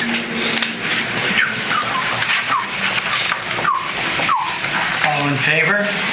Yes. Thank you. Opposed? Motion carries. Paradise. That's Councillor Hudson. 2 out of 3. I move that municipal council approve to the Paradise Historical Society in the amount of $4,626.45 to support the installation of gutters and roof repairs for the Paradise School in accordance with AM-1.4.9 community grants policy. Thank you. Seconded by Councillor Enslow. These folks are doing good work. Councillor Bartow. Just a small question on this, and just information for other ones as well. I know that we have a community hall grants. It's fit in a different category? Yes, this was under the capital project, small project matching grant. They do more than just community hall activities. There is actually a community club in Paradise as well. So this is more of the historical, they plan to expand and do other work and promote use around the I guess I've seen it. building. Another community building that where community halls only get up to 2,400. And this is won't double that, so Absolutely. that's why I was asking, you know, if the categories were. Separate category. It could probably fit in the other category as well, correct? They do use it as a hall sometimes. Thank you. Councillor Hensel. I do want to say that it's nice to see this community group is very active, always active, and that they're very true to that. I know that when I was on the Jack and Jill daycare board, that they were very active in making sure that the facility was kept to the look and the standard. And I think it's a wonderful building, and the fact that it still holds true to the way it was when it was a school, I think that's important. Thank you. Further discussion? All in favor? Yes. Opposed? Thank you. Middleton and District. Councillor Sheridan. I move that Municipal Council approve a grant to the Middleton and District Rink Commission in the amount of $2,771.92 to support arena repairs and upgrades in accordance with AM-1.4.9 Community Grants Policy. Thank you. Seconded by Councillor LeBlanc. Discussion. Councillor Con. I just want to make sure that the other councillors understand that Middleton does not own the Middleton Arena.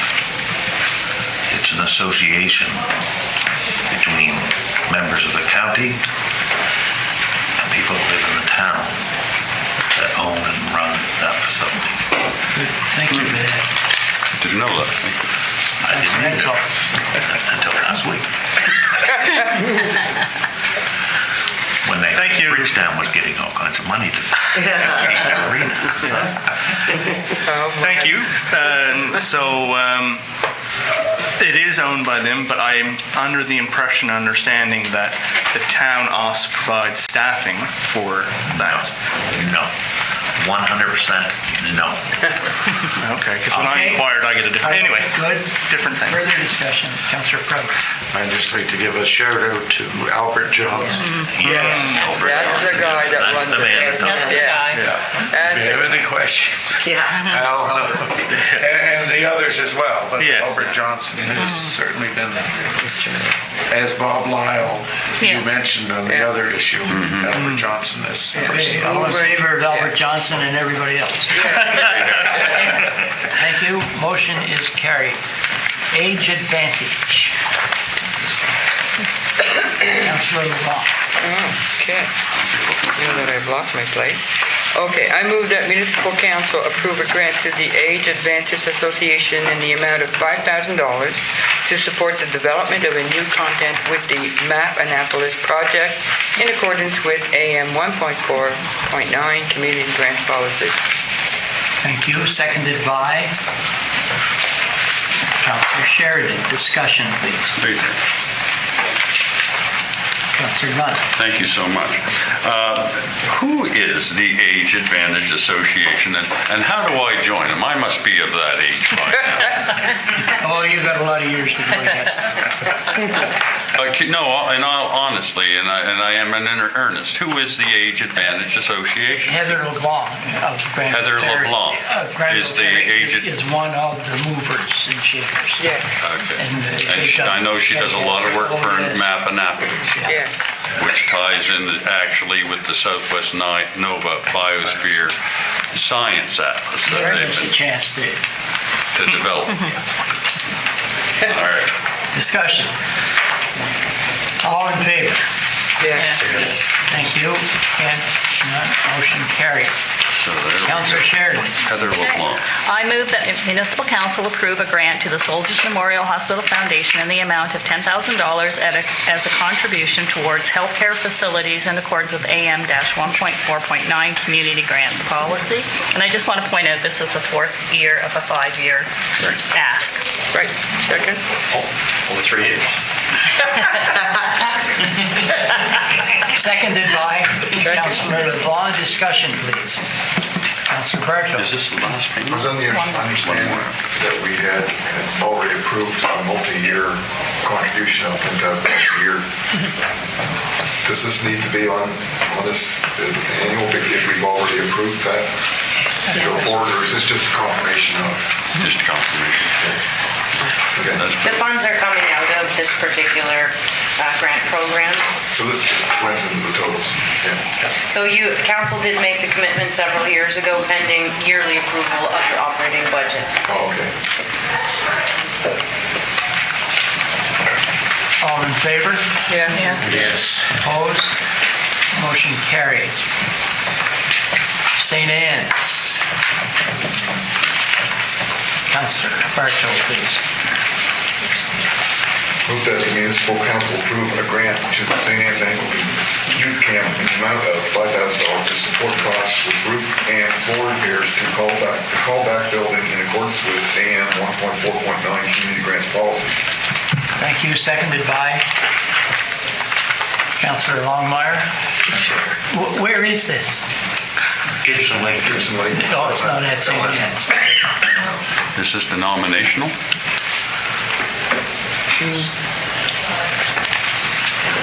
It is owned and operated by the Anglican Church. However, they were very clear in their application that it is open to everybody. So their facility is not targeted to the Anglican Church, but to everybody that needs it and wants to rent it. Okay. Thank you. Councillor Hudson, please. Not that it makes a big deal of difference, but this is under the community grants policy. And on 89, it says this request is better suited for small project matching grants. And why was it not put in the correct one, under the correct program? The ask was $25,000. So your large capital category, if you wanted to review it, is for facilities that the municipality may or otherwise own or operate. And the small project matching grant is more about smaller projects that benefit the region, but not necessarily something that the county would own or operate. So for example, in the large capital projects grants, we see applications to support arenas, pools, Valley Exhibition. So that was my comment for that. So they actually asked for $25,000 and my recommendation is $5,000. However, it's completely up to council whether they support this application or not. Thank you. Councillor Bartow. What does the policy state for suggested or maximum amounts? For the small project matching? Yeah, is that how the $5,000 come up there? Yeah, so I can read it to you, just so that you're clear. Small project matching grants. Eligible applications include initiatives that demonstrate significant benefit to the region or a high degree of creativity, innovation, unique appeal, or benefit as determined by the council. Awards are one-time grants and shall not normally exceed $5,000. Grant approval shall require proof of matching funds in cash and/or in-kind contribution by the applicant. Thank you. For Councillor LeBlanc, please. I have a question about who owns this building. It's Callback Building. Is it the Anglican Church that owns the building? Yes. But it's called Callback Building. It's actually, the whole facility is called St. Anne's Anglican Youth Camp. In which Callback building is located? Yes. Okay. Dedication to a callback. It's a dedication, that's what I was wondering. All in favor? Opposed? Motion carried. We have a presentation at 11 o'clock. I suggest we take a break. Please come back as close as possible to 11 o'clock. Sir?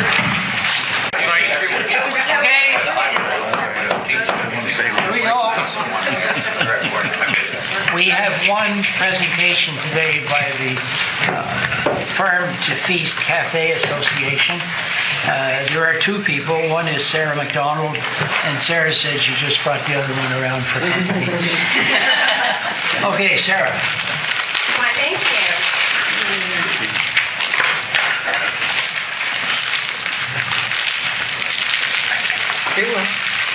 I really appreciate the invitation. I've been wanting to be on your list for a long time. I hear there's a a big thank you to be had as we start for a grant that's been awarded. So I'll start with the thank you from the Farm Cafe Board and myself.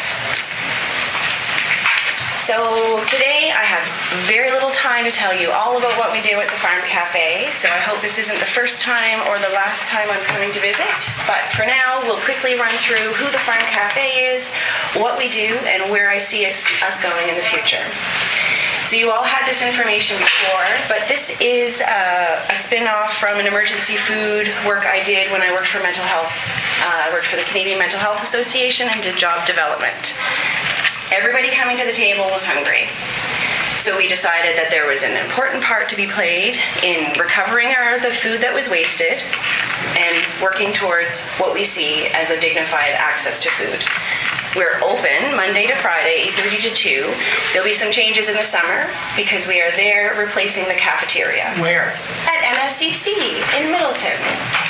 So out of that cafeteria space, we offer a cafe, which if I could rename it, it would probably be called the Purpose Cafe.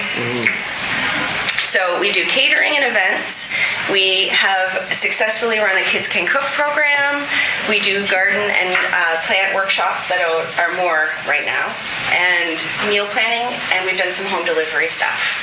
So the reason we operate, the reason I essentially quit my job in emergency food to do this was because I feel like we have an opportunity to go beyond charity. And so social enterprise is beyond charity. And what we hope our priority will be is creating dignified food access for everybody. There's also food and garden literacy. So just standing beside someone and learning how to garden is a benefit, even if they're not taking a full-blown course and getting a master's degree at the end of it. And so I'll also discuss what food sovereignty is, because that's a word we've used over what food security stands for.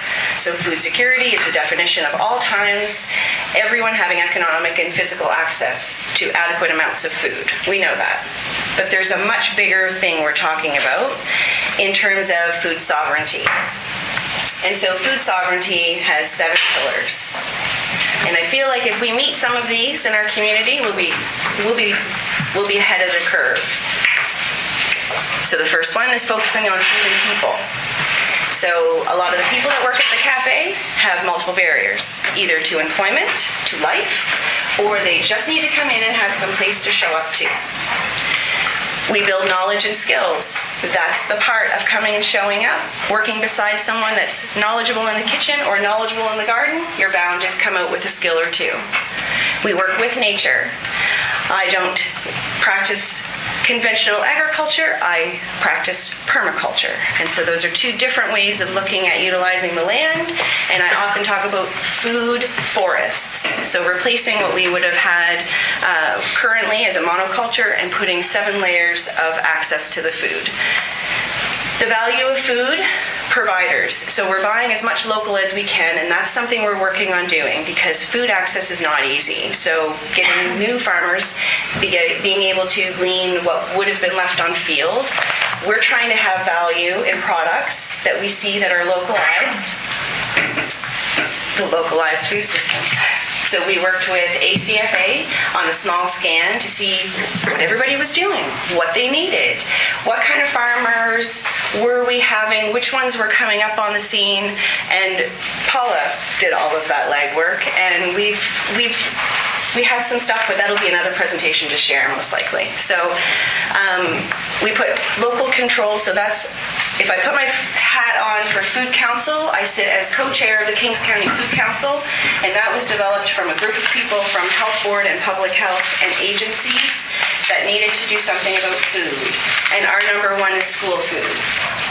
So that's on another presentation and conversation. But food we're trying to do something different. So that's why we're not talking about food security. If it was security, we'd be working with the current system. But we're kind of working off the system and providing food sovereignty.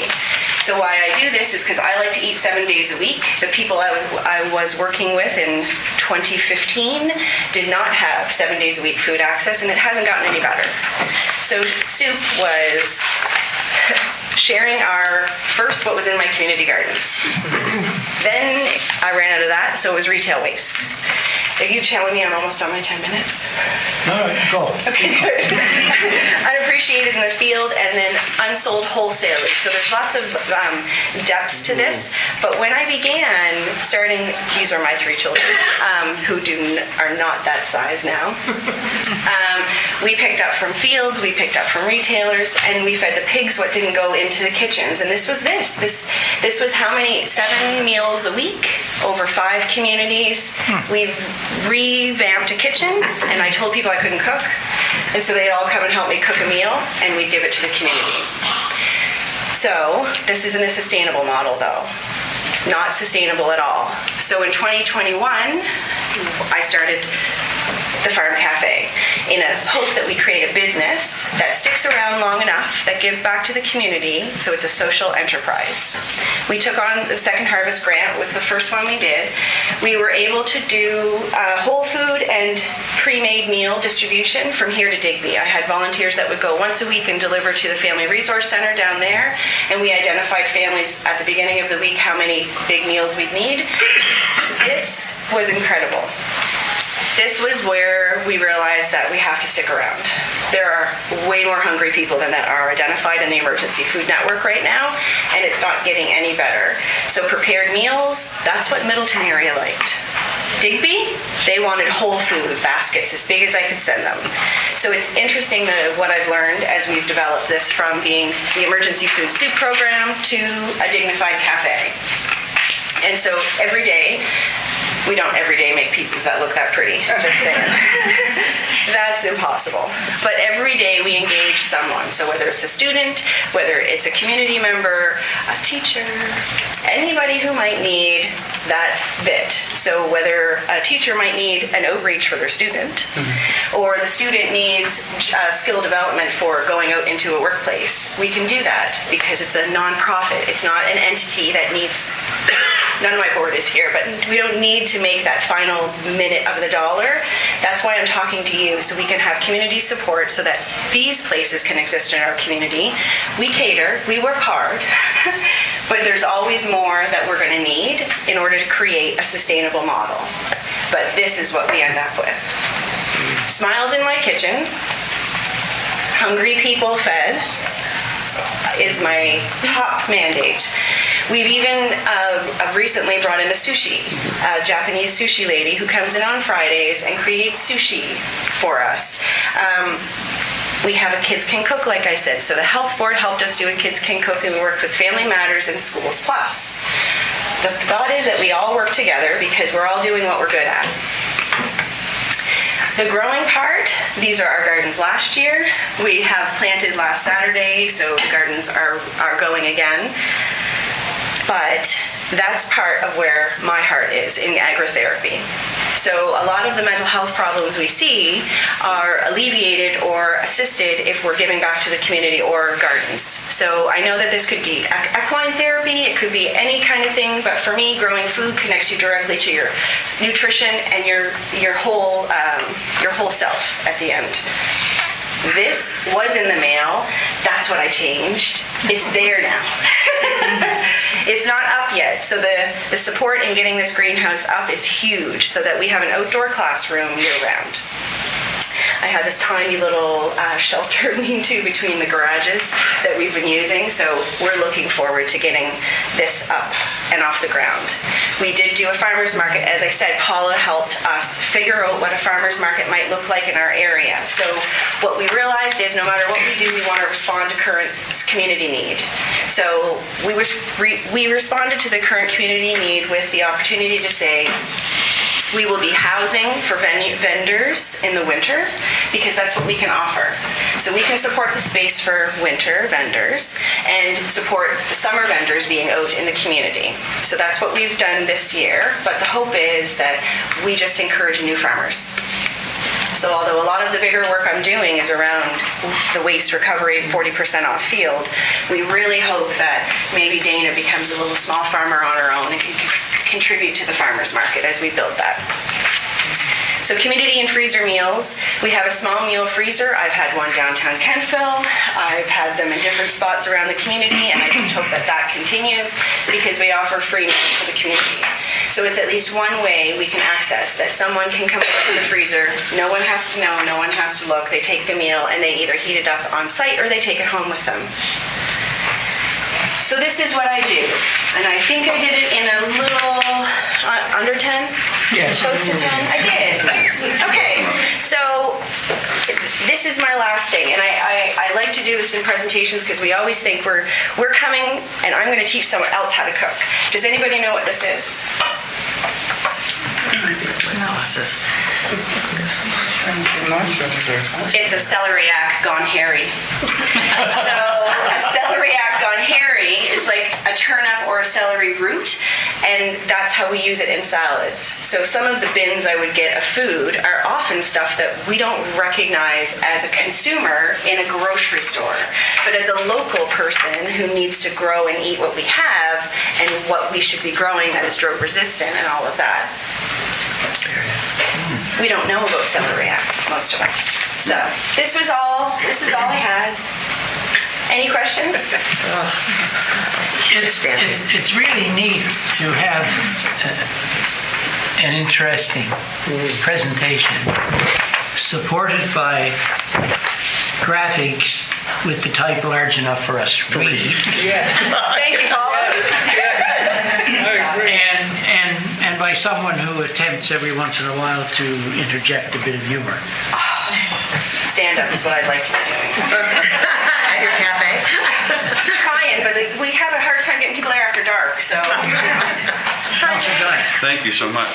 As someone that loves to grow food, which I do, I have great enjoyment with it. Encourage people all the time to grow their own food these days. So I grow too much food, is my problem. So now, as a person that grows too much food and puts oodles and oodles away, freezers full, how do we get that kind of food to you?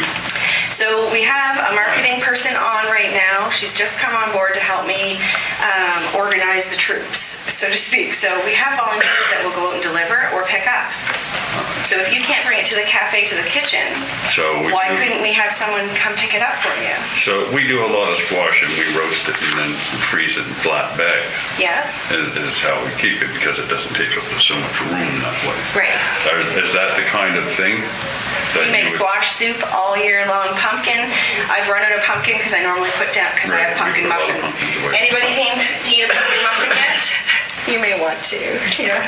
They're pretty good. Yeah. So we tend to go through a lot of everything. So as we grow this, sustainability-wise, I think my best problem to have is needing new freezers.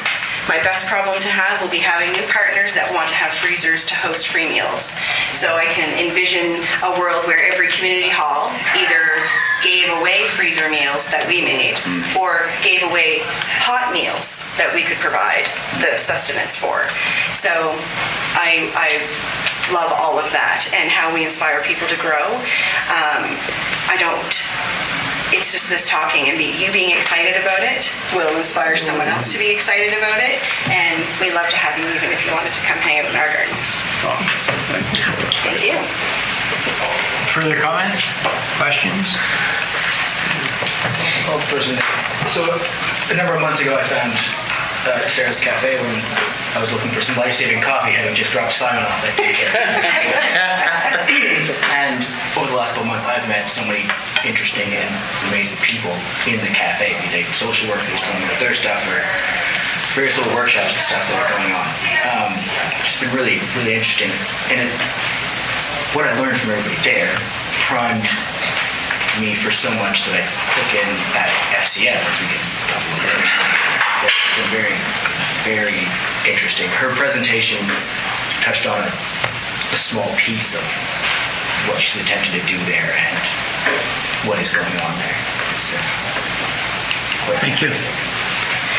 Do we know what an Enactus is? Not yet. Enactus, ENACTUS. It's a group that is a competition across the globe for post-secondary educational students, and I'm trying to coordinate 5 different post-secondary institutions, including Acadia's group, because now they've got paid in the fall for people to work on a project based on food security. And so Burbridge campus the Digby campus, Acadia, Dalhousie, Strait area are, I'm hoping, all going to work on solutions that we could be putting in place for our rural communities. So maybe one will take that delivery network, maybe the other will take the farming network, but I'm really hoping that we're going to inspire. There's Graham Cromwell working for the Turning the Tides. I met with him yesterday. He's a student doing a food asset map. We have the Annapolis County Food Conversation reconvening on Thursday to see what that ends up looking like. So there's lots of action happening right now. The assets are there. We have, in my opinion, the ability to solve the problems we have on our own. It's just going to take a new type of business, a new way to look at our procurement, selling, and distribution. Thank you.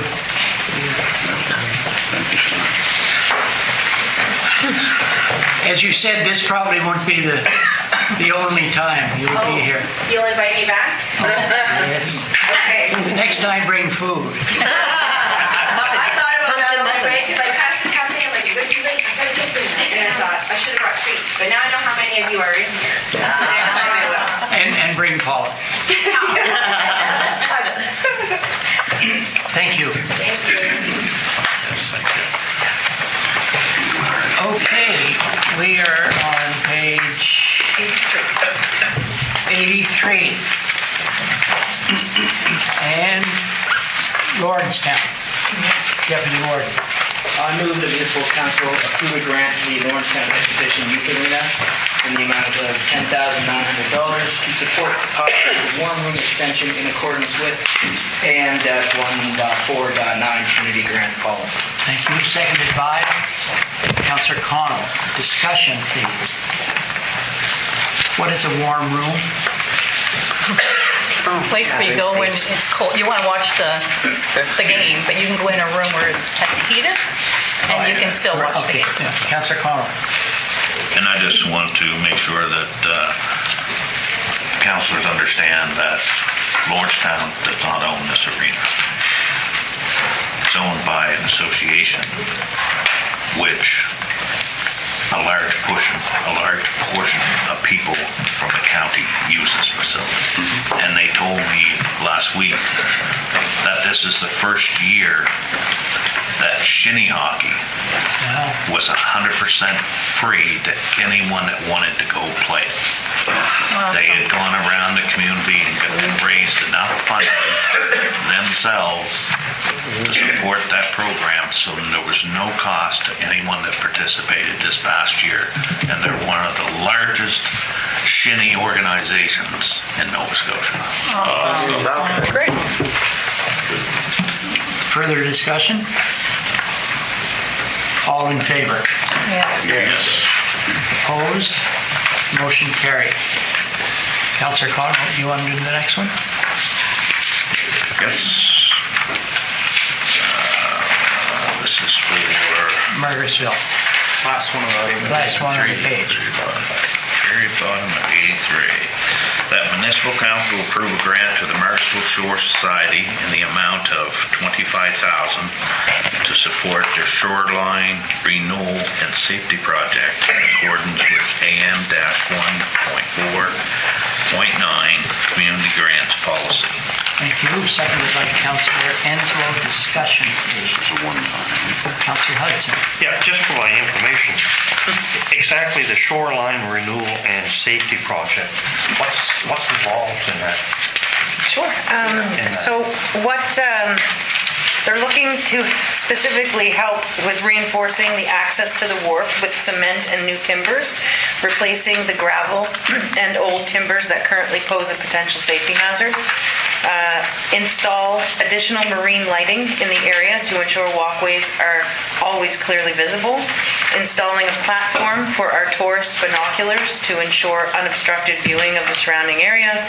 They want to install barriers to prevent vehicle access to the wharf, ensuring the safety of visitors and the preservation of the facilities, and install additional armor rock to protect the wharf and surrounding shoreline. The specific ask for this particular grant program is the cement pad up to the dock timber decking and installing armor rock at the end of the wharf. That's $152,375. The viewing deck for the binoculars is $5,000, and the barriers to prevent vehicle access to the wharf is $6,500. And they have made application to you have a separate program for wharves as well, and authorities that look after all the wharves, and they're going to be looking for $10,000 out of that fund as well. I just didn't have enough time to get it to you today, so next month. Is that an operation? It's a large project. So With bits and pieces. the work is basically put on the wharf. Some of it is and some of it isn't, yeah. So the cement pad up to the dock timbering and some of the rock at the end of at the wharf is, yes, very, very expensive. And then the viewing deck and then the barriers. So It's quite a lot of work they've been doing there the last few years. just a further question, the Marcusville Shore Society, that's just a group that they have no ownership or anything like that, and They are responsible to maintain the wharf. just And they also look after the old. responsible to who? They took ownership of the wharves when they were all federally divested. So they own the wharf? Yes. Oh, okay. That's what I was thinking. Oh, okay, sorry. Councillor Cotw, followed by Councillor Gunn, please. Yes, they took over the wharf when it's been bounced back and forth because some of the members kind of got off of it, and then it went to one of the other groups in the community, took it over, and then it went back to the Wharf Society. They also keep the road up that leaves the transportation portion of the road. They take care of that road, and a lot of armor rock has been brought in over the years to secure that road, because on a northeaster, it'll take that road completely out. So a lot of armor rock's been brought in to secure that shoreline. And they've helped with the boardwalk, I think, that goes over to the lighthouse. They've got quite a area done there. So it's nice to see a COA getting in on the stabilization of the shore and the wharf itself. So. Thank you. Councillor Gunn, please. Thank you so much. It was lovely to see that shore there get fixed up in the lighthouse and all the rest of it. Wonderful. My question would be, is there any fishing boats, or is that a commercial wharf now? Can actually boats land there? They do allow recreational boats to tie up there. There's indigenous boats there that use the wharf. So they use it under right more than anything. So there's the only fishing boats that are there are the two indigenous boats. Okay, thank you. Further discussion? Councillor Bartel, please. Just curious of the total project now, you're asking for $25,000. Is it provincial and federal grants for the rest of it? ACOA is the remaining portion, in addition to the $10,000 they're asking from Council's wharf grant policy, which you'll see next month. Yeah, so it's all ACOA and Primarily ACOA. Yeah, my other question was, you basically answered, I guess, is city and additional kind of grant program for wharfs, specific wharfs. So yes. That's. So the big list of projects that I listed before, so the $10,000 will go to. That will be 10.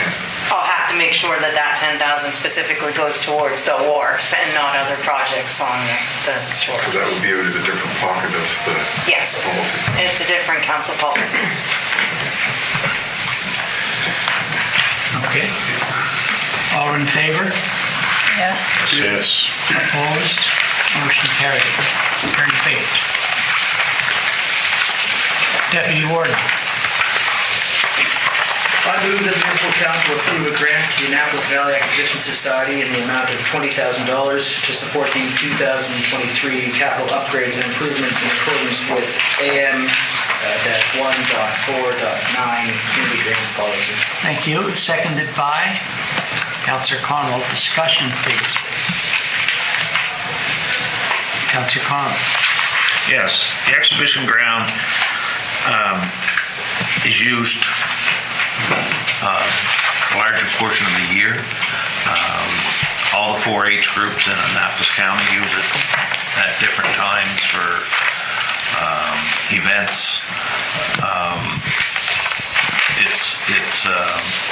It's open that the Reining Association of Nova Scotia uses it for competitions in the reining class, and the jumpers use it. So quite often in events there during the summer months, especially right up until fall, they host the Annapolis Valley Exhibition, and they also sometimes they've had a redneck rodeo event there. They're always trying to come up with new events, but everyone knows COVID kind of put a clamp down on that, and everyone's trying to swim back and get to where they were. So it's a grounds within our county that is used on a very high rate of participants within our county. Thank you. Councillor Ansel, please. Thank you. It is nice to see, and I'm looking forward to this year having a little bit of normal exhibition, hopefully, from the way it sounds.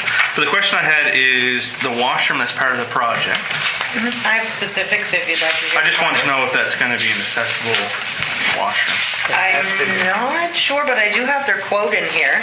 So they're going to do draft horse barn roof, picnic tables, lighting improvements, the east washroom roof, and steel door and accessories. Also, it's just the roof and lighting, it's not the actual one. Yeah. Okay. And they did provide quotes for everything, and one verbal quote. So they're usually pretty organized. Oh, no, when they're just submitted. curious.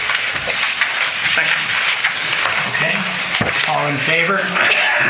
Yes. Opposed? Motion carried. Councillor Crowe, how about the next one? Thank you. I move that municipal council approve a grant to the Trans-County Transportation Society in the amount of $20,000 to support transit operational costs in accordance with AM-1.4, .9 community grants policy. Thank you. Seconded by Deputy Warden. Discussion.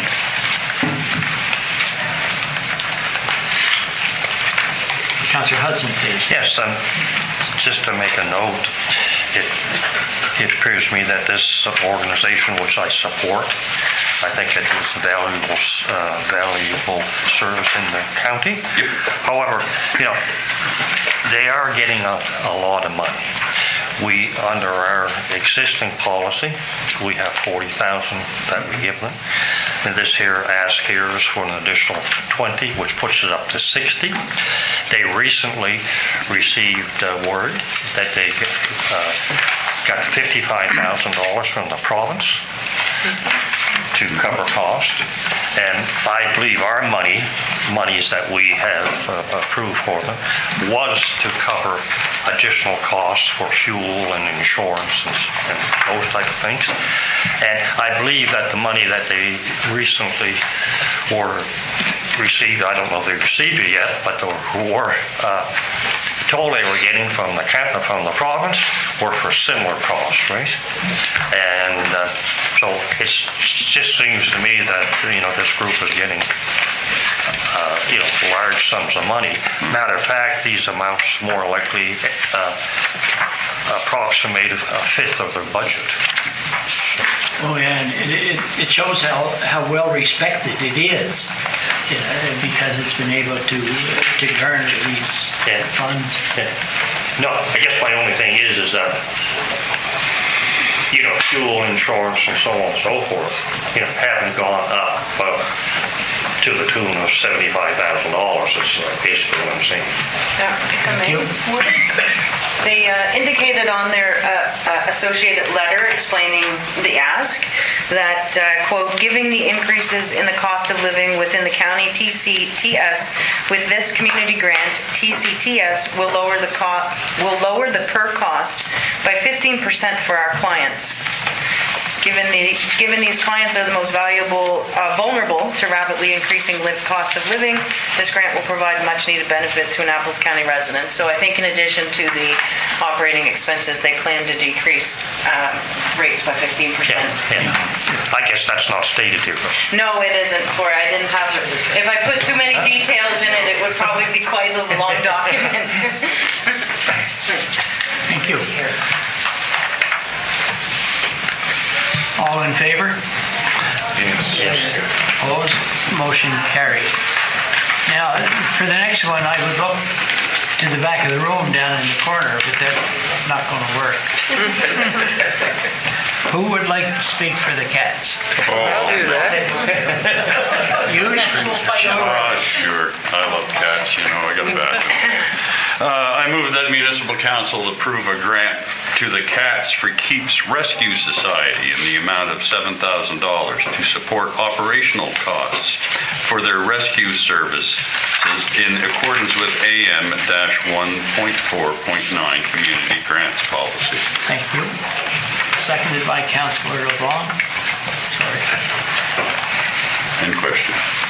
Yes, please. Oh, thank you so much. So here we are. I thought we got out of the cats business a few years ago. We had, oh my God, several cat organizations. CAPS was one. There was another one, and then the county was looking after them. And so now we have yet another one, and this is a new one, and we're going to give them $7,000. And so I think I want to start my own cat rescue business up. Will I be able to get $7,000 from the county? Give it a try. Well, that's the thing. So this is what anybody who wants to start a cat rescue agency can now apply and get $7,000 from the county. Is that what I'm meant to understand? I think the thing is, we have a policy. Any organization that fits under the policy can apply. And council will determine whether the application is approved. Councillor LeBlanc, followed by Councillor Hudson, please. Thank you. I'm looking at this, and I know we, as Councillor Gunn has said, we had CAPS. We also had SPCA, but we have nothing. So, a couple things. Where is this based out of? And this will certainly help with what we don't have anymore, which is SPCA taking over. Am I to understand that? So where's it based out of? Warden? Yes, please. Yeah, go ahead. Oh, Dawn. I can provide a little bit of insight because Cheryl and I have met with this organization on a couple of occasions. In fact, we explored the possibility of partnering with the county to take cats from the town. They're a new organization and they really need to get a little experience and under their belt before they would be willing to take the kinds of numbers that the county initiatives might result for them. But they're located primarily here within the county, and they took a large number of cats last year without having received any funding. Oh, nice. Thank you very much. Thank you. Councillor Hudson? Just again, from a curiosity, where is this located? I'm not sure. Ms. Campbell might be able to. This is, as the other organizations that we've partnered with in the past, this does not have a specific facility. It's based on fostering homes, so they're located throughout the geographic region. There's a few outside the county, but primarily the foster homes are within the county itself. I am not going to be one of the foster homes. So it's basically through residential homes? And The ask is primarily, will likely go towards veterinarian costs. Yeah. That's when they don't have a whole year's worth of financial statements, but they did give me what they have so far. And it's really going mostly towards vet bills, which are, if anybody owns a pet, are extremely high. Councillor Longmire, followed by I missed Councillor Bartlett. And then Longmire and Cotw. Since how we're in the protective services built into it with the animal shelter we do have, and it seems to be a bit of duplication, but we lost the SPCA portion of looking after the animals. And I was going to ask this question before I heard Don, and it was like, can we just, if we get calls, we just refer them to these people if we support them? But then they can't take that volume. So if they can't take the volume, I'm not sure, what we're spending the money towards. I'm not sure if their documents that they researched into a business plan where, what kind of volumes would they take? And, like if they won't take what can come from the county, what can they take, and why are we supporting somebody that can't do the full job? I'm just a bunch of questions rolling through my head. I believe they could increase their intake with funding support. Don, did you? And I have to say, when we explored the partnership with them, we had to reveal to them that we were looking at 220 to 250 cats in years prior to COVID, that we were looking for an organization to make a firm commitment to be able to have capacity to take. They are not at that volume level yet. They could get there, but we also don't know what our numbers are going to look like in the coming year. During COVID, the numbers decreased luckily because we lost the SPCA taking the animals, but we don't quite know in the coming years, the next 2 or 3 years, whether we're going to get back up to the 220 a year or whether it's going to level up. There's no reason that this organization, that if someone calls looking to surrender an animal, which is something we've never been able to do, we could make a referral to this organization. What kind of volume do they anticipate that they can handle at this point based on their submissions with grant? They took 90 last year. How many? 90.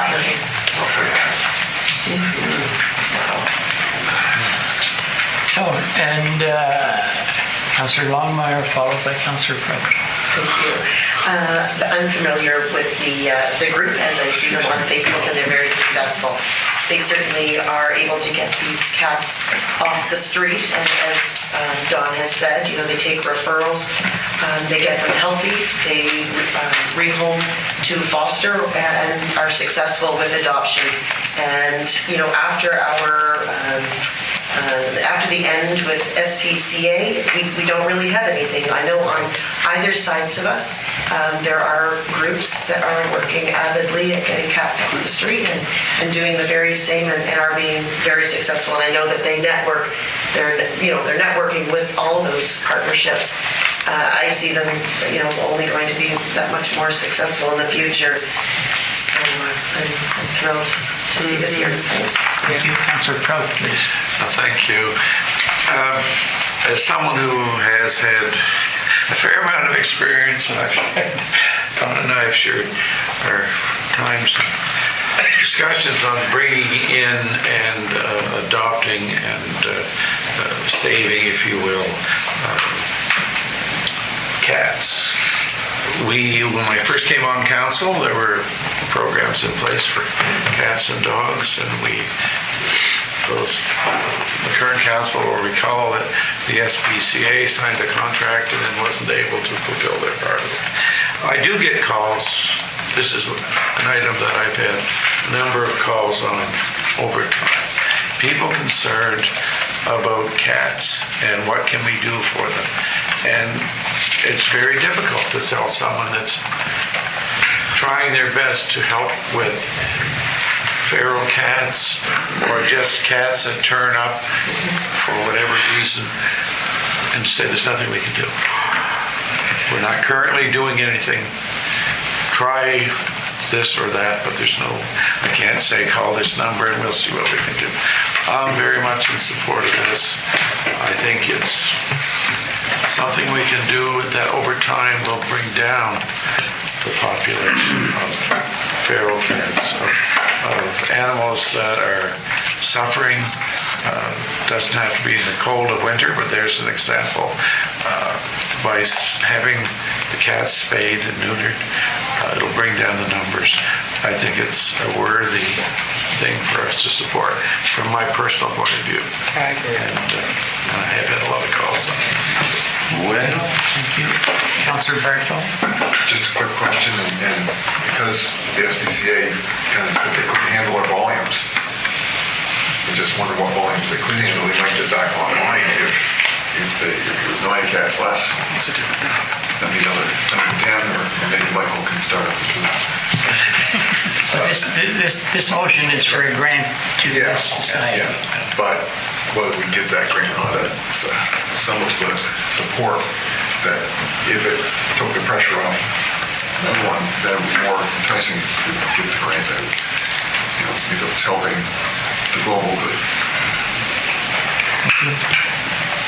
Councillor Nunn? Thank you so much. A couple of years ago, we bought a fabulous building in Upper Granville, and we converted, I don't know how many, never did get an exact figure how much money we actually put into our animal, call it what you like, building in Upper Granville. We have facilities there where we can house cats. As a matter of fact, nice new facilities that we can house cats. And the old stainless steel cages were put in back for only the feral ones might be able to go into those. And so we've gone down this road. We don't pick up any cats anymore because we have no other place to send them. So the county doesn't really do its due diligence when it's handling animals, right? We picked them up as long as we had a place to hand them off to. As long as we only had to handle them for 2 days, that was it, we get rid of them. But if you had a half a dozen cats there and somebody was actually looking for a cat, we can't go to our county and say, have you got any cats? Have you got a cat for my niece or my nephew or my son or whatever? We can't do that in Annapolis County. It's an odd thing, although we pick up many cats, supposedly. So I find a hard time just. And years ago, one organization, I got a cat from, oh my God, a lovely thing, Tallulah, I still have her today. So this organization, they had over 100 cats in the house they were living in. And this is in a house they were living in.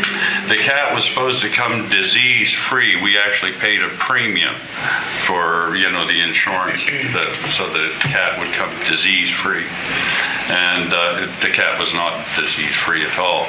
And it cost us a lot of money to get that cat vet taken care of. So I look at it, we're just supporting another organization that's going to have too many cats eventually and not be able to take.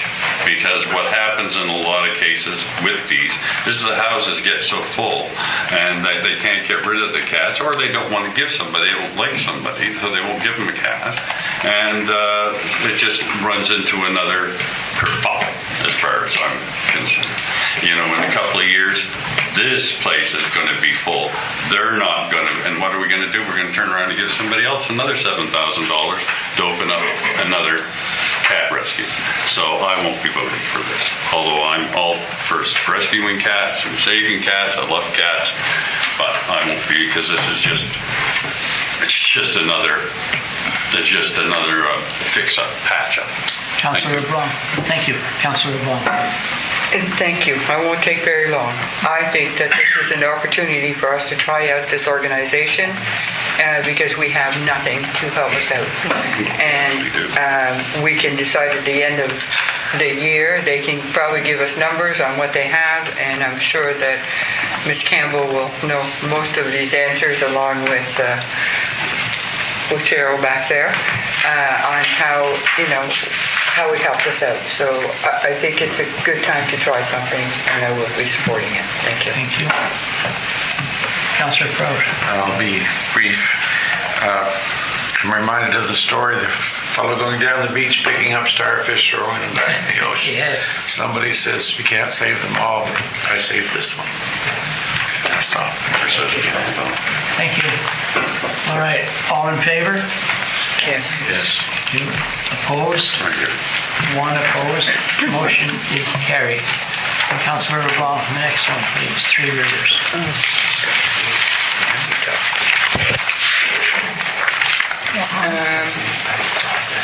I move that municipal council approve a grant to the Three Rivers Community Association in the amount of $2,400 to support the installation of a generator in accordance to AM 1.4.9 community grants policy. Thank you. Seconded by Councillor Sheridan. Discussion, please.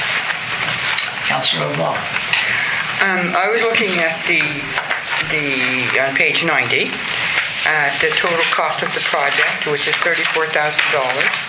And it is for the installation of a generator for the community using extended power outages during extended power outages. And it would be also something that you can fall back on when it would be for REMO, if REMO would like to ask them. And I'm thinking that I'm looking at all the other community grants, and the numbers are not $34,000. I would like to amend, if I can, the motion by changing the $2,400 to $5,000 to give them a little bit more of a lift to get closer to this being done. And maybe this should have been under a different category. I don't know if that would have worked out, but I'm pretty sure because it's a hall, it comes right back to the hall grant, community grant. So that's my motion, my amendment to change it to 5,000. Is there a seconder for the amendment? Councillor Prout. Discussion on the amendment. Councillor Cotw. I won't be supporting the motion. We have a standard grant policy up to $2,400.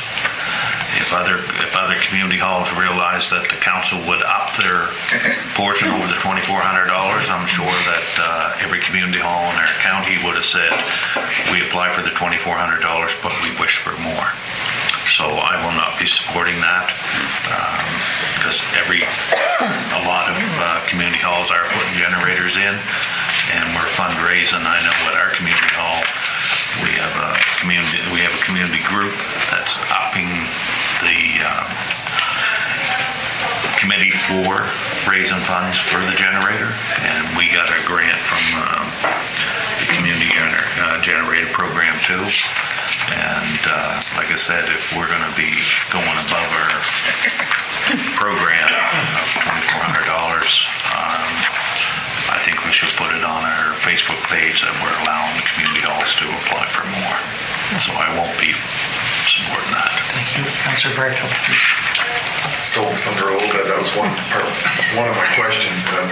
The other part would be is on when we have all the information from the grant application. It's $34,000. Have they indicated that the remainder of that, above $2,400, is already covered under different sources? Their revenues listed on their application, community generator program, $27,200. County of Annapolis grant application, $2,400. Three Rivers Community Center cash, $4,400. So $27,200 is coming from the generator program, and the community center itself is taking $4,400 of their own cash, in addition to the ask from the county. That's even better. So they can handle that, is what they're saying. Thank you. Further comment? Okay, Councillor Hudson. Again, just for my clarification, what is the community generator program? That's a different question. I It says a didn't majority of the funds research received. into that program, but as far as I know, it's a program that's funded for the province to assist community centers and halls and other public buildings with the purchase of generators, and I believe it was initiated after the hurricane. Okay. Yeah. Councillor LeBlanc, please, followed by Councillor Cotw.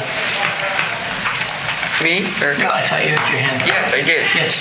Okay, so in this grant, it says shall not normally exceed, so it can be exceeded to another number. The number can change. Am I correct? Yes. For a one-time? Yes. The wording is shall not normally exceed. So staff recommendations will stay in accordance with the suggested amount in the policy. However, council can decide if you'd like to go lower, higher. Yeah. Councillor Connell, please. Well, I'm reading it right here in great big bold letters. Maximum grant shall not normally exceed $1,200. As a direction of municipal council, a facility may be eligible for a grant up to $2,400 if it exceeds 2,000 square feet in size. That's what I read in great big bold letters right at the top of this. That's correct. So $2,400 to me is the maximum, up to. And like I said, our community halls has fundraised. We've sold paintings. We've had suppers. We've had whatever we could get. The community generator program was set up after the last storm we had, with community halls and communities not having facilities for people to go to, and at least have something hot for a drink, or a small menu for something to eat, and mainly to charge up electronic devices, social activities for seniors that are in the community that maybe live alone. They have a place to go and at least feel safe. And I will support the $2,400, but I will not support the amendment. Could I ask the CAO and staff, is this eligible for $5,000?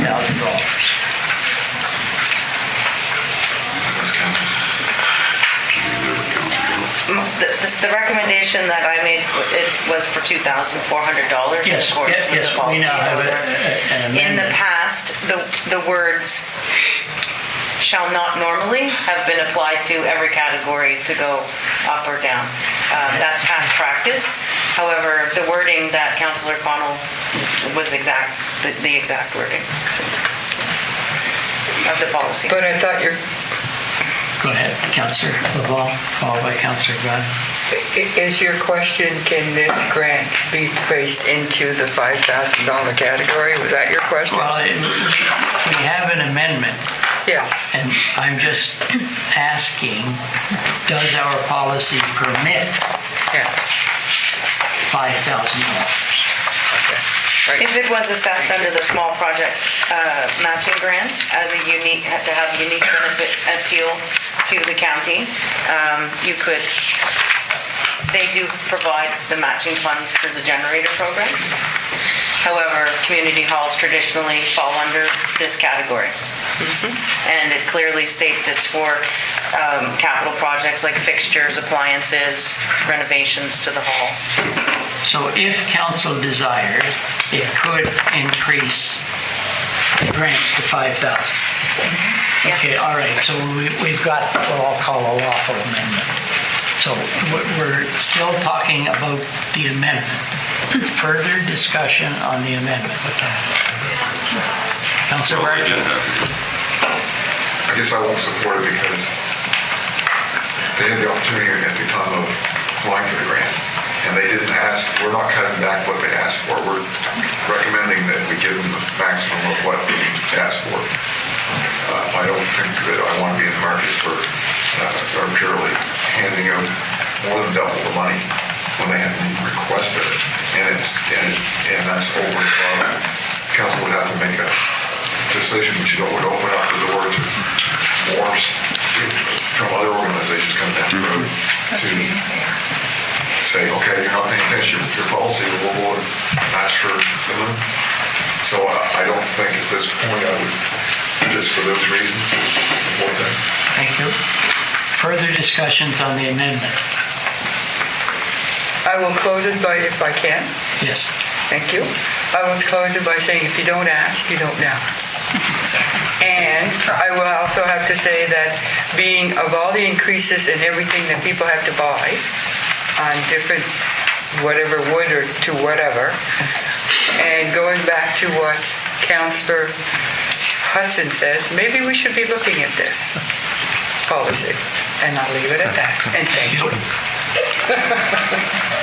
Okay, Councillor Hudson? Again, just on the basis of what Councillor LeBlanc said, I myself think that this has just been put in the wrong category.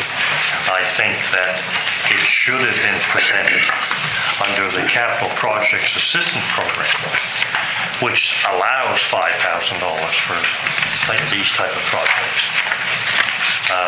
They did not request that. Huh? They did not request that. They submitted the application under the Community Halls and Centers Assistance Program and requested $2,400. Yeah. But is it not a duty, I guess, of yourself to advise these groups of other funding? Absolutely, and I was quite pleased that they went through the Community Generator Program. No, but I mean under our program. As a staff member, when I read the revenues and the costs of the program, so they've identified over $27,000 are coming from another grant. They were asking municipal council for $2,400, and they were providing $4,400 on their own. There was no reason for me to question this grant or what they're asking from municipal council. Okay, we are talking about the amendment. Your comment on the amendment, please. I would say it is, I guess. I just want to say we're going down this big rabbit hole that I don't really think that it's even, it's just an organization asked for this much under this grant, then that's what they applied for. We shouldn't be in the business of going, well, we see here, do you want more money? So what is... So I would just like to see if we could just wrap this up. this section here. We've been talking for 15 minutes on the amendment. A community hall in my constituents applied for the community grant, $2,400, and listed how much the county or how much the community was putting into it. So does this open the door for us to reapply again? Because we only got a small portion of what our project cost us. So can my facility reapply under the same program for more? That's a good question for another time. If I can just make a comment on your policy, the group applied, a recommendation came back. The group didn't ask for more. This councillor asked. But that's what I'm saying is that this council passes more than my community group. I'm going to suggest send another application. Okay. There's only one application per fiscal year per organization in accordance with your policy. Right. Well, so if they've already submitted also the policy at $2,400. All right. Didn't mean to do that. Let's vote on the amendment to increase the amount to $5,000. All in favor, raise your hands and say yes. Yes, I would. I would 2 in favor. Opposed? The motion is defeated, and let's do the same thing for mine. Vote on the main motion. All in favor? Yes. Opposed? Motion carried. Thank you very much. Thank you. 115. Is that okay? 34,000. What is it? What time? Councilor Bartlett. now that we're off that topic and we're in between lunch, the other policy that was brought. No, thank you very much. We have voted on. If we go to lunch, I'll go talk to the person who knows. Good. Want me to do it that way? I'll do it. Thank you, 115. Welcome back. We're on page 84. And how about Councillor Bartle? Michelle, is that yours? Ready to go? Please. Move that municipal council approve grant to the Moshell Community Hall Society in an amount of $2,250 to support the replacement of deck and ramp in accordance with AM 1.4.9 community grants policy. Thank you. Seconded by Councillor Longmire. Discussion. All in favor? Yes. Opposed? Motion carried. Councillor Hudson, the next one. Yes, thank you. I move that municipal council approve a grant to the West Paradise Community Club in the amount of $1,200 to support installation of a water softener system in accordance with AM 1.4.9 Community Grants Policy. Thank you. Seconded by Councillor Connell. Discussion. All in favor? Yes. Passed. Thank you. Wilma. Buzzy or Bruce? Councillor Connell, please. Councillor Connell, sorry. Yep. I move that municipal council approve a grant to the Wilmette Community Center Society in the amount of $2,400 to support repairs and upgrades to the hall in accordance with AM 1.4.9 Community Grants Policy. Thank you. Second? Second. Councillor Sheridan, thank you. Discussion. I won't ask for more. You might as well. All in favor? Yes. Might be pleased. Motion carried. Who's Port Lauren? Lauren. It's me. Okay. Councillor Insel.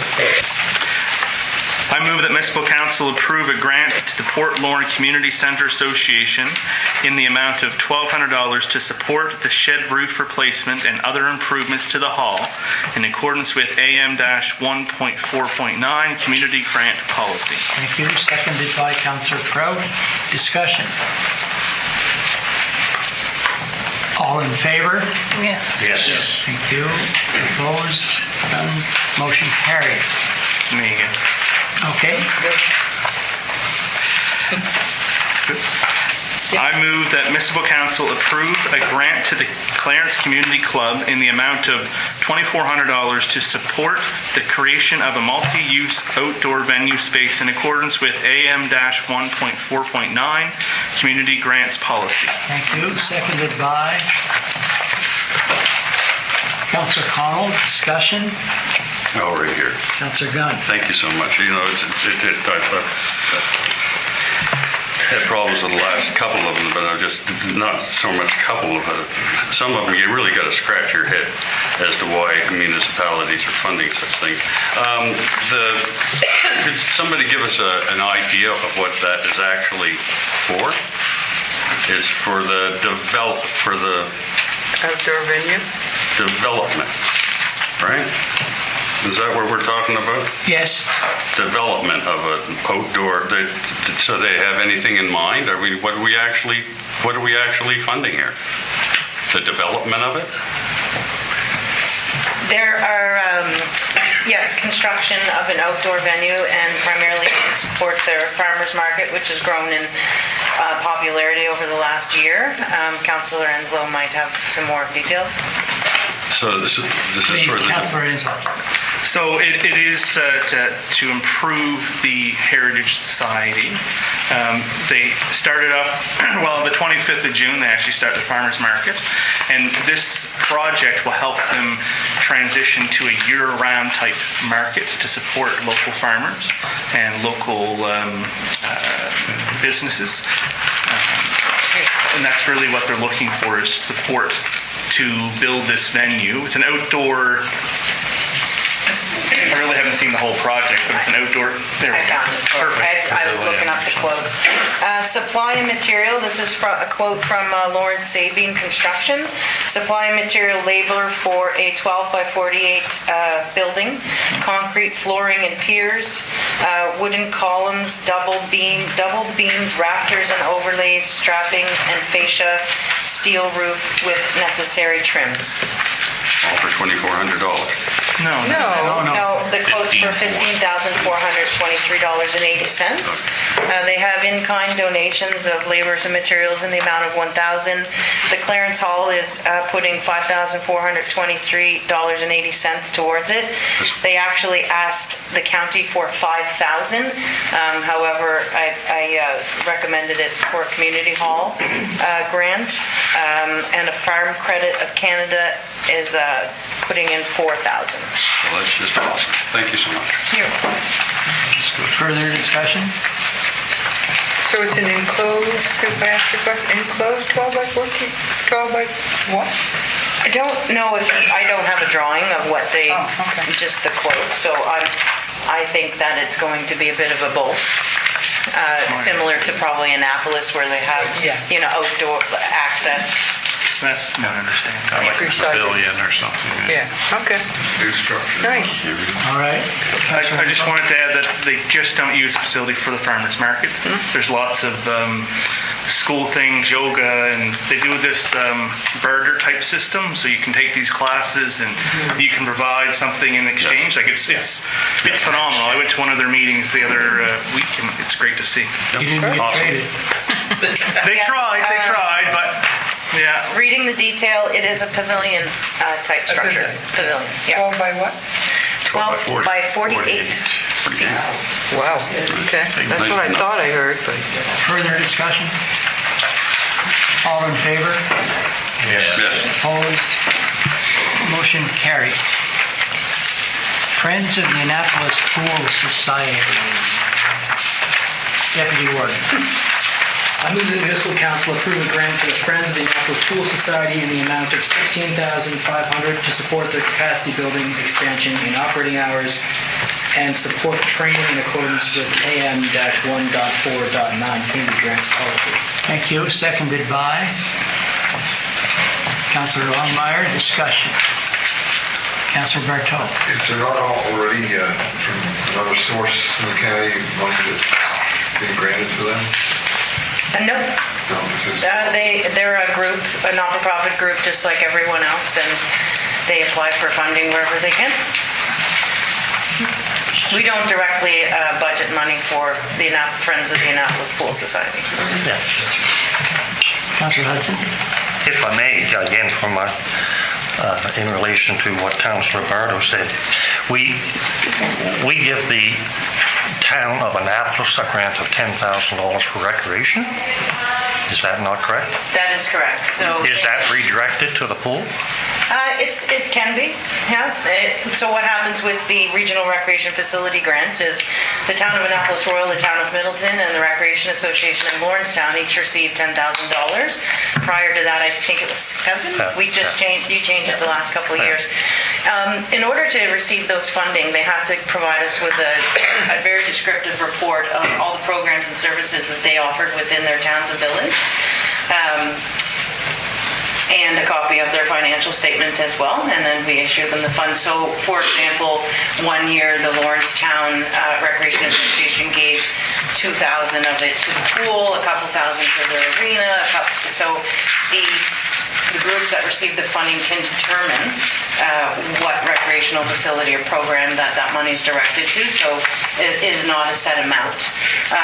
In the financial statements that were provided, I believe for their last fiscal, I believe Annapolis Royal contributed $6,000 to their operation. Okay. However, I would be unable to confirm where they say that money came from. Yeah, but potentially the Annapolis pool will be getting more than $16,500. For this particular potential for that? For this particular project, they're fundraising $65,000. They're asking municipal council for $16,500. They are applying for other grants in the amount of $52,000, which they've been very successful in most. In-kind values of $4,070, donations $3,000, and revenues from hosting advanced courses, they're estimating at $3,000. What's Annapolis Royal giving? Annapolis Royal, damn good. Annapolis Royal? What's Annapolis Royal giving? For this particular project, I'm not sure. They may be included in other grants. I would have to get a list from them. I have been corresponding. I met with this group a few times, and they have been very actually successful in getting grants from wherever they can. They've been pretty... I did print off. So this was sent May 24th. Update to our grant. Please see attached. More grants have come in since we last updated you. So could you please let council know if they asked that they are approximately have secured $91,000 against their $150,000 season expense budget. They've been quite successful in receiving funding. So this particular project is capacity building and focusing on life-saving courses to provide for all the pools in our geographical area. So they have met with all of the other outdoor pools, apparently, and they're quite on board with forming a more of a partnership with Annapolis being, in my words, a leader and a center for training lifeguards for the entire region.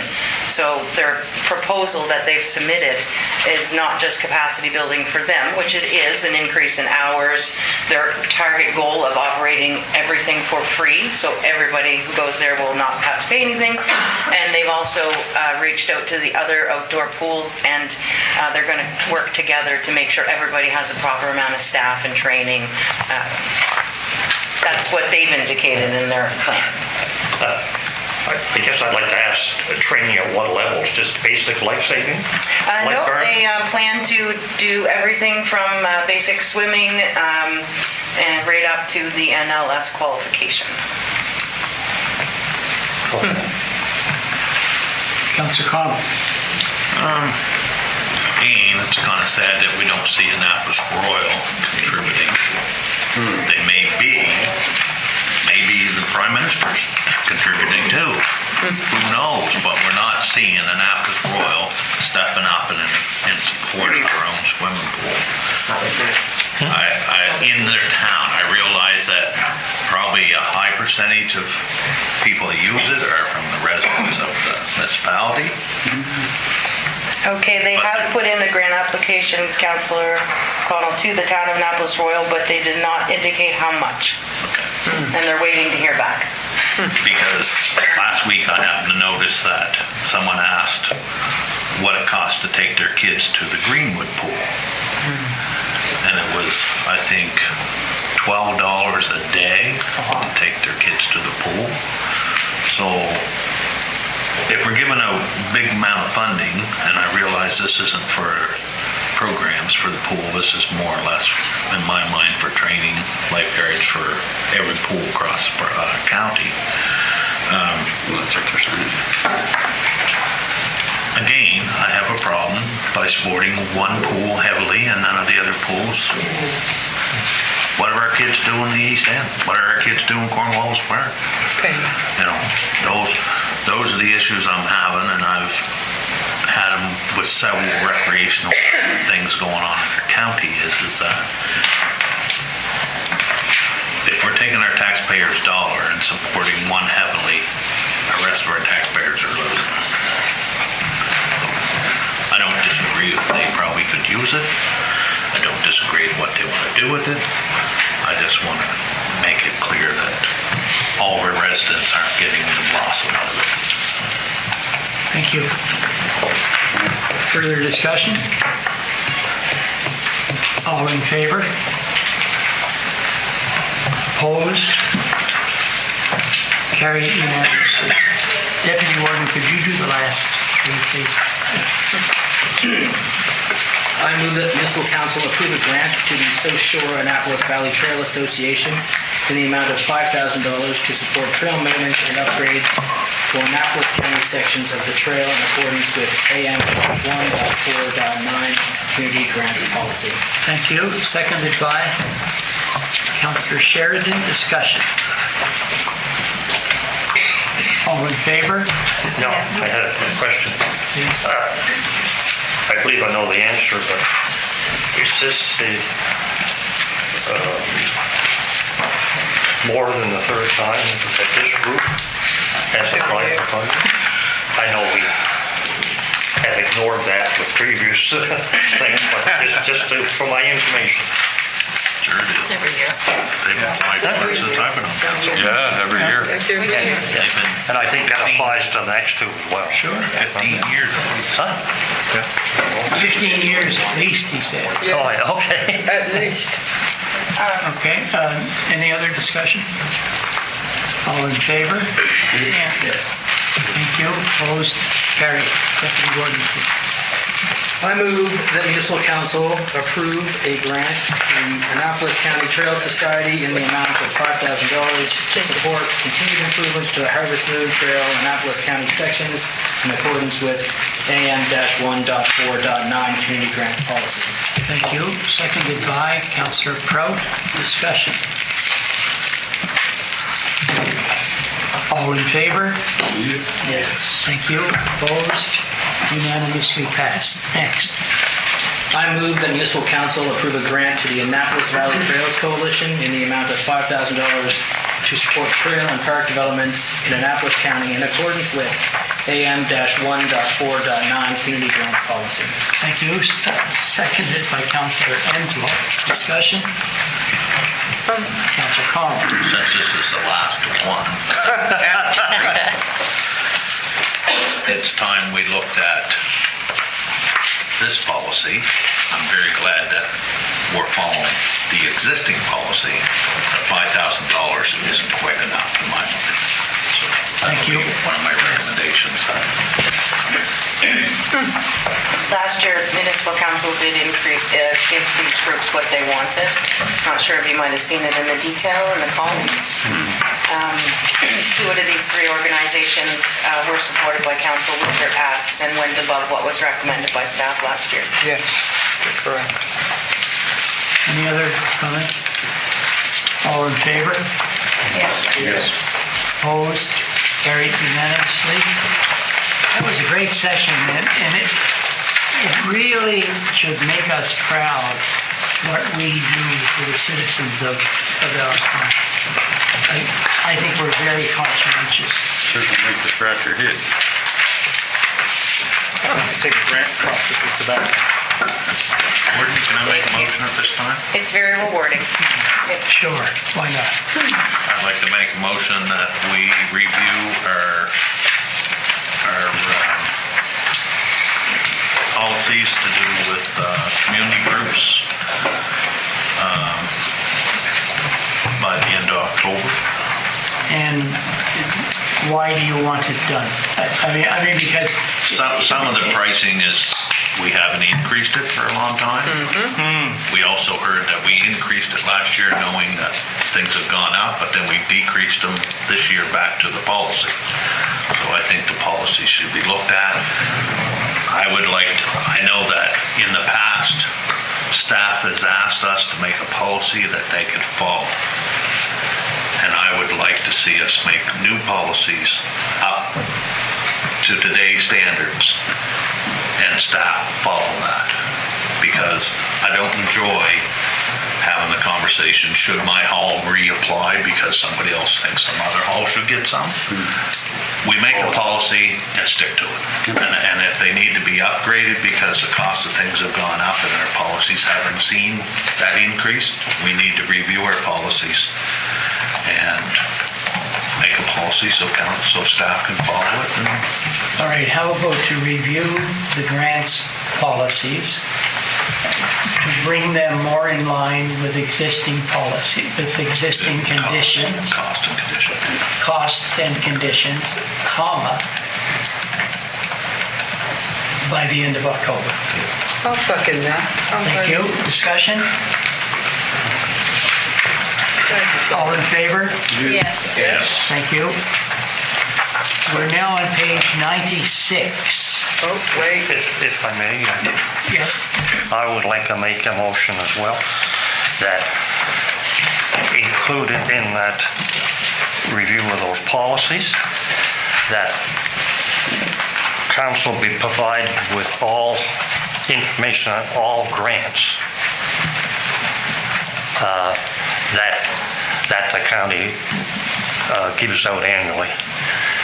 There are grants that, unless you happen to run across it, that basically we do not know anything about. There were some that I found out about here just in the past 3 weeks, and I've been on council for 2.5 years. And so I think council needs to know or be provided with information on all the grants, whether it's within a policy or not, because there are grants made outside of policy through the operating budget, and I think we need to know what those are as well. That's an entirely separate subject. So I know it is. I made it. So have we voted on this? Yep. Okay, so you'd like to move that? We receive a report showing all the grants, community grants or whatever, that the county provides annually. The grant package. In the county. Chris? Yeah, just before Don responds, I'm sorry? Just before Don gets its opportunity, I assume, Don, that we post all of the grants every year, a full list, a list in May every year of every grant we've given out. Under these policies? No, doesn't matter what the policy is, we're required by the MGA to post all of our grants every year. And it is on the website. Regardless of where it comes from, what budget area. Sorry, So did we just post it in May? And it is on the website. How specific? And it's on the website. So we can provide that list, but we already do it. That's what I guess what I'm saying. Yes. I think it was provided to each one of us in an email. It was, yeah. Were there ones on that list that I gave you that aren't on that May list? Perhaps it's just more detail about what the grants are for, maybe that's like more information on each grant and what it's actually. Okay, hold on, please. Yeah. This is Councillor Hudson's motion. Okay. Like, I'm aware that there are recreational grants given out. Not through this policy or that policy. So you do know that? I do know that. And I think the CAO would confirm that. And that I don't believe are on those lists that are circulated or made public. Yes, they're listed. It's on our website currently, and the recreational, the $10,000 grants to the 2 towns and the village are listed on that list. So how about staff get that list from May, the list we posted. We'll recirculate to all members of council. You have a look at it, see if there's anything missing on it. And if there is, talking about May past, we would have just posted in May last month from last year's. Okay. So we'll find that again. We'll send it to all members of council, and you review it and see if there's something on there that you think is missing. Councillor Longmire, followed by Councillor Bartow. So this is just a question, because I think I'm hearing a couple of different things here, so I'm just trying to refine it. So if work was done on a site that opens up like a seasonal site that otherwise would have sought out grants, and they're doing work on the infrastructure, I guess that's probably where this is getting kind of confused. I do know of activity that happened on at a pool that the roof has been shingled and things like that. So I think that's where this is coming from. I think they're thinking that this might have been a grant that was. No, that's not what it's going to be. No. Okay, we need clarification on the wording. Counselor, we need clarification on the wording of your motion. What do you have so far? That council receive a report showing all grants provided by the county. Okay. There's a mover and no seconder. Does Councilor Bartle, do you have that list? We need a seconder for the motion. I'll second the motion. Thank you. Now, Councillor Hudson. According to the wording of your motion, you're waiting until the cows come home. Because there's no time.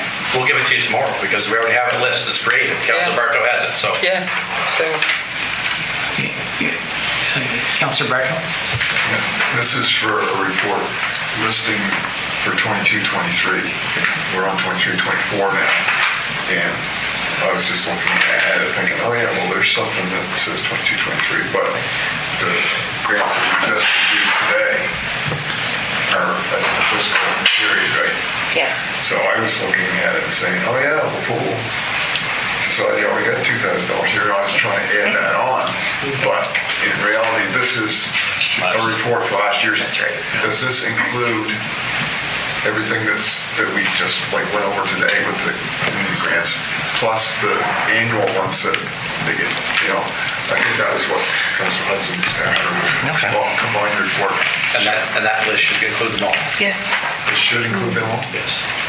Could we clarify by earmarking which ones are annually submitted, requested ones, or There's titles in bold at the top. So the community contributions policy is the annual policy. And those specific organizations are listed within your policy and the amounts. That would be the one, for example, you just approved a change for TCT. So they're within that policy. The other one is the community grants program, which we just went through.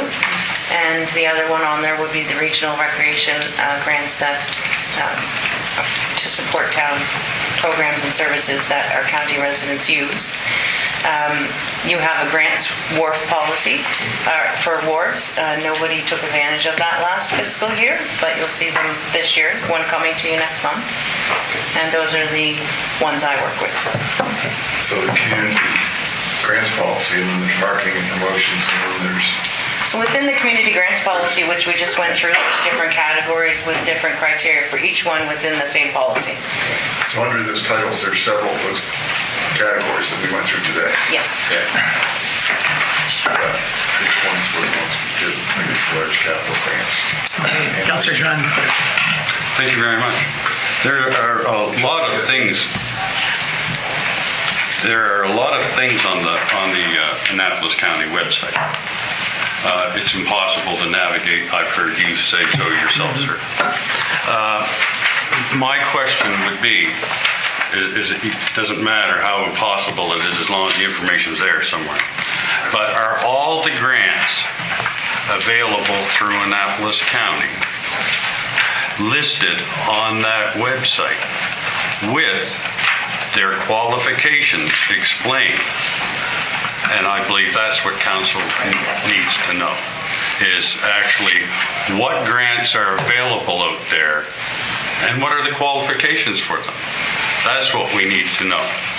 Is not the grants that we laid out last year or this or that, because it really doesn't answer much for us. But to know what actually the qualifications are for the grants and one thing and another, that's kind of what we need to know, and what grants are out there for our citizens to access. Because I wouldn't know what to tell Hall. I said, I guess we got grants out there for halls, but I wouldn't know if it was a capital grant or whatever. It's on the web page. You go governance, you go policies, and you go down the policies. And if you can run a computer, well, you're probably very easily to do that. But that's what I need. I think that's what council needs to know. Thank you. All right, let's get back to the council. No, I think that after this discussion, I think I'll withdraw my motion. Thank you. Perfect. Now move to page 96. I have a question now. Yes. Because we were talking about the policies, but Today, we went over grants from our community hall assistance. But I know that Fort George got one last month, but it's not on today. It was probably from the last fiscal year. They were probably just receiving their money. I could check for you in my records. Just have to bring up my records from last year. I know we just got within a couple weeks, 2 or 3 weeks. So traditionally, municipal council's grants program is you leave it open and accessible all fiscal year until the pot of money you've approved is gone. So council was seeing grant applications up until February. March, I think you've seen one. This year, I suspect we won't, council won't see that many during the winter. The amount of applications we went through today is on par with what almost I would see all year round. So you do have some funding left in your budget to give out to community groups. However, I would say tell them to get their applications in sooner rather than later. Yeah. I just don't see a clarification. I know the hall applied for this fiscal year, even though the money came out of last year. It kind of gives you a false identity that they didn't. Then can they reapply? But you remember the email we all got that said the grant checks are ready and you... Yes. Yeah, well, maybe that's what happened with your group, because I know there were a couple of instances where the checks were given to somebody to give and the giver didn't give to the givee for quite some time. Say that again. I'm just trying to figure out that if it's in this year, even though there's money left in a pot, there should be a cutoff time, and that money should go either in the Recreation and Cultural Reserve or in a reserve, and we should start a new page. Yeah, that's 1st of April. Right.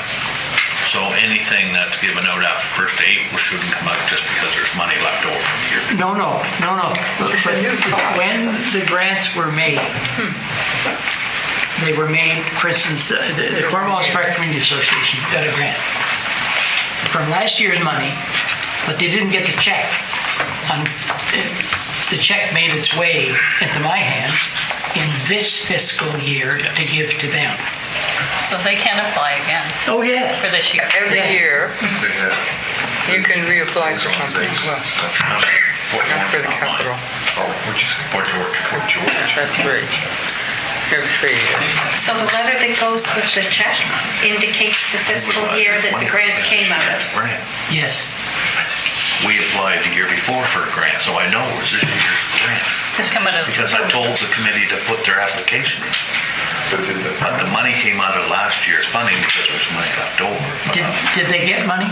Yes. Yeah, but all of that is last year.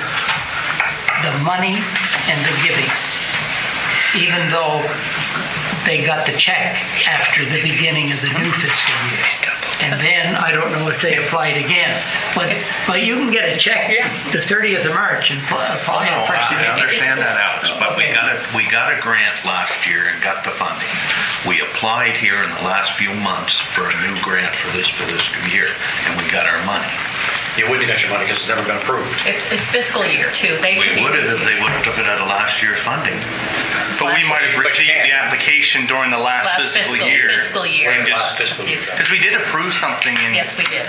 Yes. So it would have been, it still was last fiscal year. Our new fiscal year is just beginning. So they guess they can apply again this fiscal year. They were lucky, basically. But are you saying that we you got got 2 two checks in the last fiscal year. Yes, he's saying because you we got have to have our grants in. There was supposed to be a deadline. You're supposed to have your grants in by the end of a certain time. And March 1st. March grant in for this fiscal year. We got paid out of last year's and we got our check.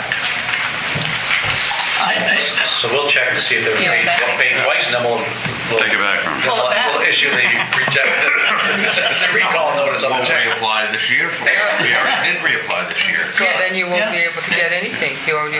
I think it's the fiscal year. Yes, it is.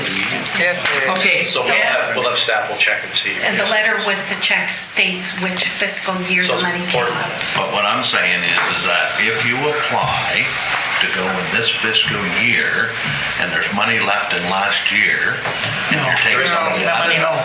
No. There is none left last year. Zero. Unless you're approved last year, then the money is set aside as a payable. And then it sits there in the books of the audit as a payable, and then if it doesn't get paid, it disappears. But you can't take on April the 15th, write a check for last year if it wasn't already approved last year. They did apply, Warden, sorry to interrupt, but they did, I found last year's my master spreadsheet. So Port George Regional Recreation Center didn't put their application in until February. And it was for $2,400. So that's probably why. And that was to help with gyprocking and replacing PEX piping.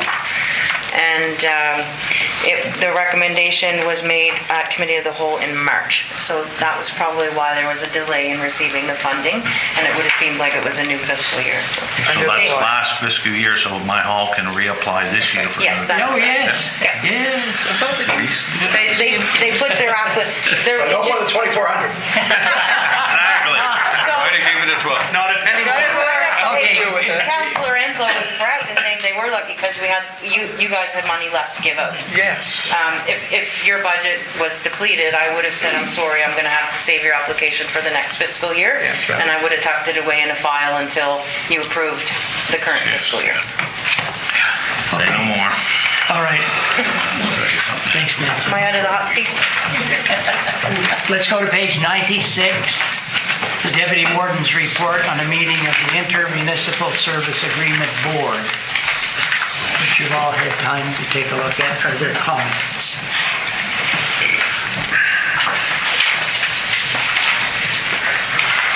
Thank you. Page 98, Councillor Hudson, please. Yes. Thank you very much. I move that staff prepare a report on the staffing and maintenance of all parks and recreational facilities in the county. Is there a seconder for that motion? That's why I didn't put my hands up. Councillor Connell, would you care to begin the discussion? Yes, I will. I guess I'll be maybe perhaps the only one around the table that really have a lot of knowledge about all the parks and things around the county, right? And so I guess I would firstly like to have information provided, maybe a list of all of these parks and plus the recreational facilities in the county. Maybe a brief description of where it is, and so on and so forth, just a little bit of detail. And I don't necessarily need to know the staffing and the maintenance of each individual one, but I would also like to know what our staffing and maintenance costs are. And when would you like this report? We got a meeting next Tuesday, haven't we? No. That's not fun. Say the September council. What about July? Not possible. Not possible. For September? I don't think it's reasonable to collect all that data and all that information and everything that quickly, considering August is a lot of vacation time for people and it's the busiest season. Okay. So what would be an acceptable time? Never? Well, November. No, the information's available. I guess I don't necessarily need you to fix a time, but if you leave it sometime this fall, we'll get you the information. Okay. Fall of 2023. Can I just tack that on to the motion? Yeah, the autumn of 2023. Discussion, yes, sorry, Councillor Collins. I'd like to make an amendment to the motion. I would also like to see identified, no information, identified, all the recreational facilities that reside in the towns and village that our constituents use.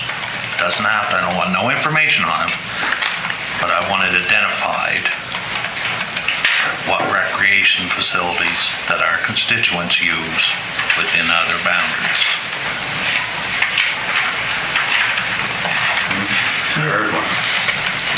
Is there a seconder to that amendment? Bringer. Councillor Gunn. So that would entail the county going to Middleton and going to Lawrencetown and Well, I'm sure the recreation department already knows if we support the pool, the rink in Lawrencetown. I don't know. So, You know, I just don't want to have a report showing and then all of a sudden saying, because you know what's going to show up, and I'm not afraid to say it, you're going to see Bridgetown supported 90% and the county presented at 10%.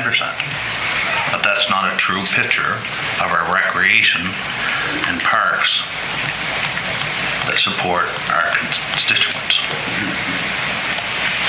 Yes. That's fair. Discussion on the amendment. Deputy Warden. I'm a little confused by the amendment. I thought the first one was, the original motion was about staff costs and maintenance, and the second one seems to be about usage, which is, I don't know why usage is attached aside from, because the motion is to not have information, just the facilities that are used by our residents. Well, I mean, okay, if you want to just ask me, the last 12 months, been Goose Bay, use their recreational facilities, use them in Toronto, and I live in Halifax. Into the summer, I'll be across half of Nova Scotia using recreational facilities.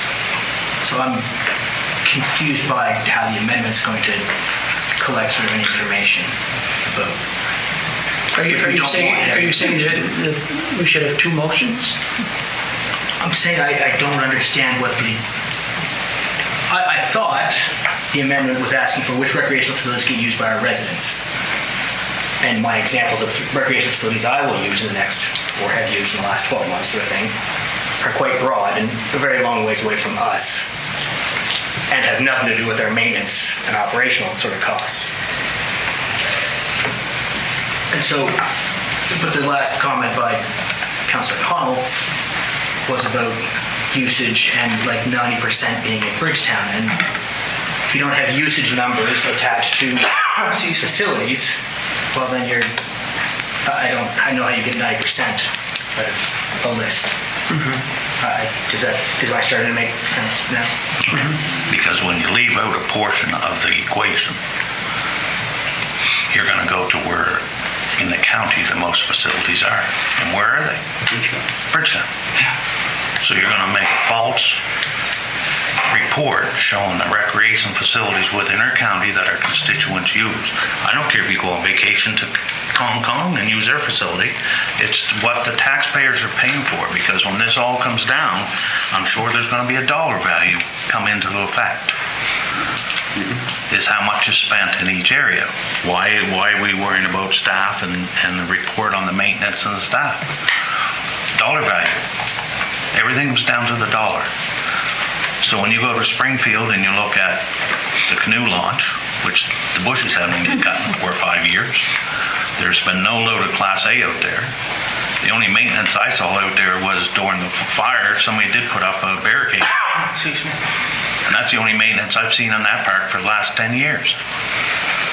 When you go out to Springfield to the canoe, or the boat launch out there, it's worn out. What little bit of gravel they put there when they built it is gone.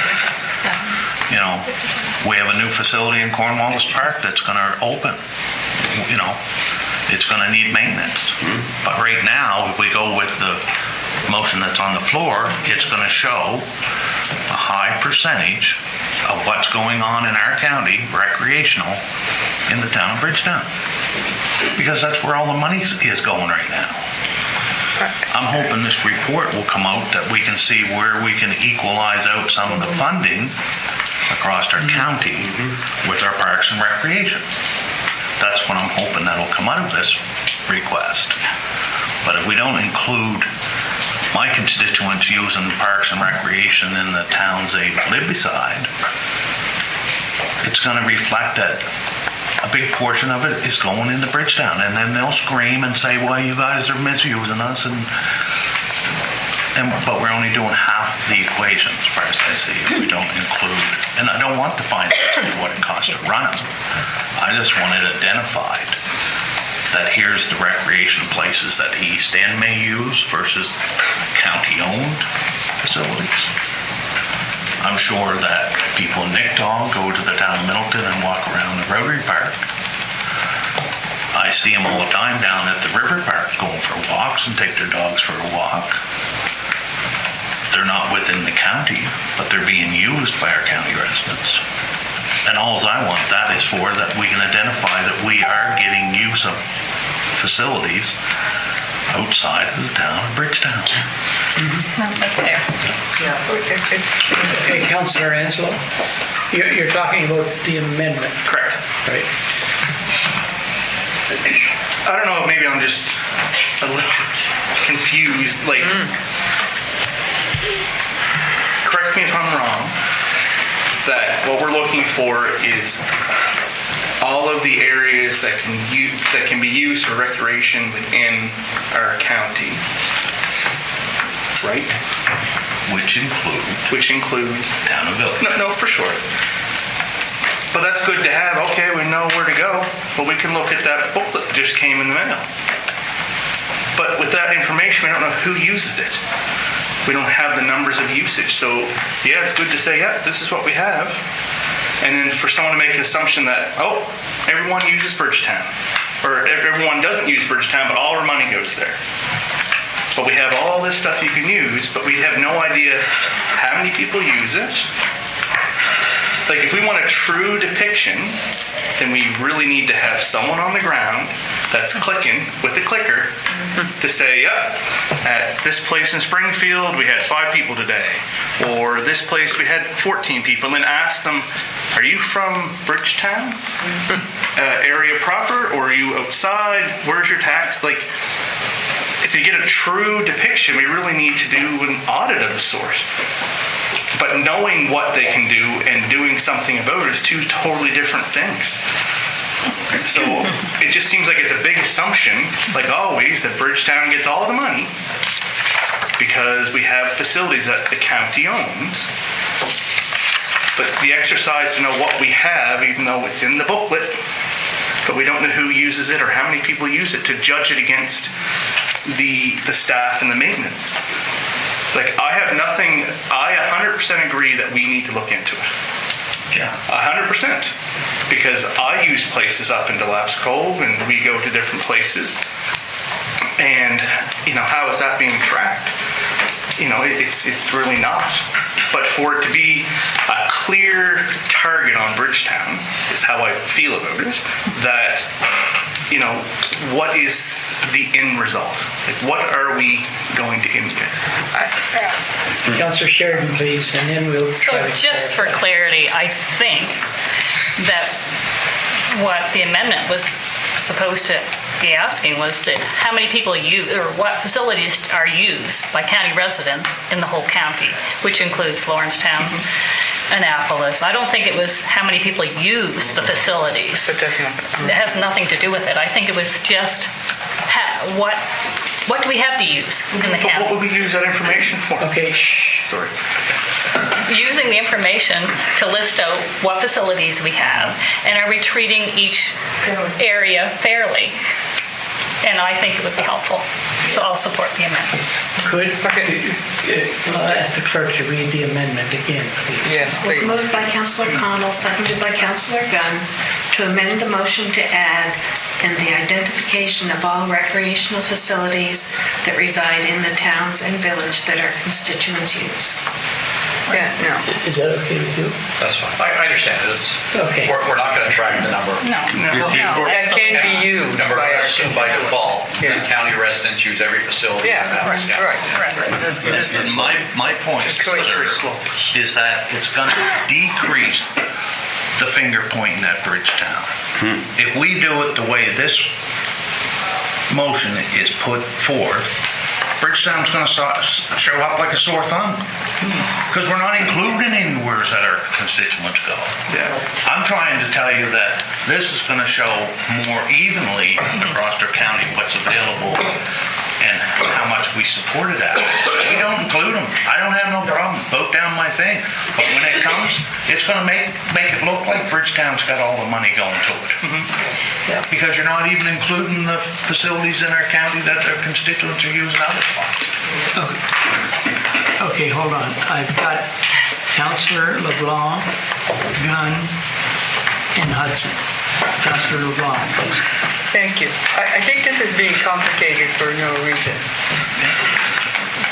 My understanding from the get-go was that we make, that a list is provided, this is my understanding, and then it went sideways, that we get a list with all the parks and recreational facilities that we have to the disposal of all of the constituents in the whole of Annapolis County and other municipalities within the county.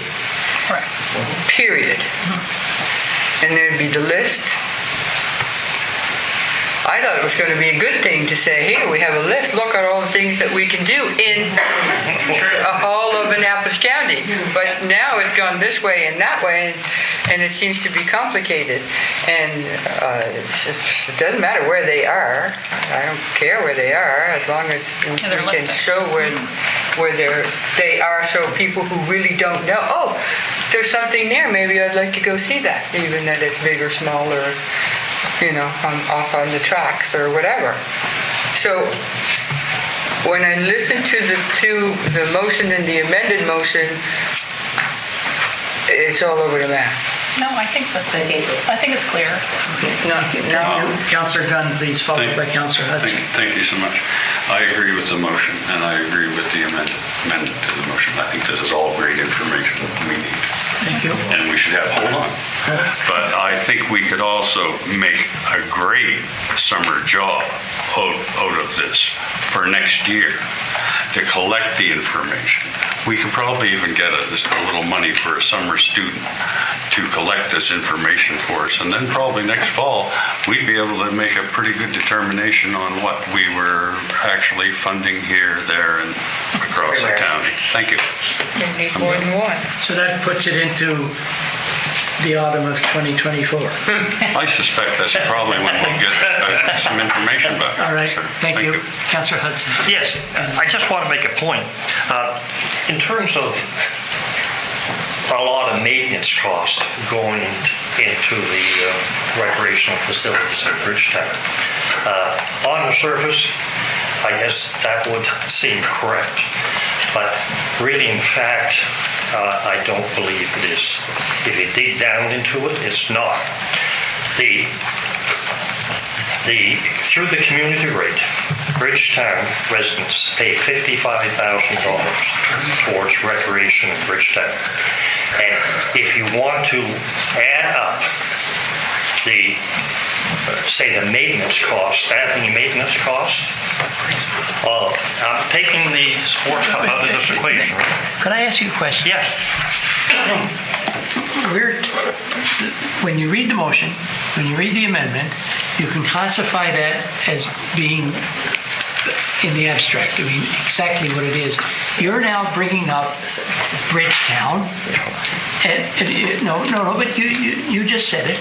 You're now bringing up Bridgetown, and you're discussing the area rate. No, I'm not discussing area rate. I'm just mentioning that there is an area rate. But what has that got to do with this motion? Well, nothing. Councillor Cotw said in his remarks that it would come out in this report that the majority of the maintenance cost and stuff in the county would be in Bridgetown. You said that. Yeah. Okay. And you gotta, And all I'm saying, you gotta count the hub. huh? And you gotta count the hub. Pardon?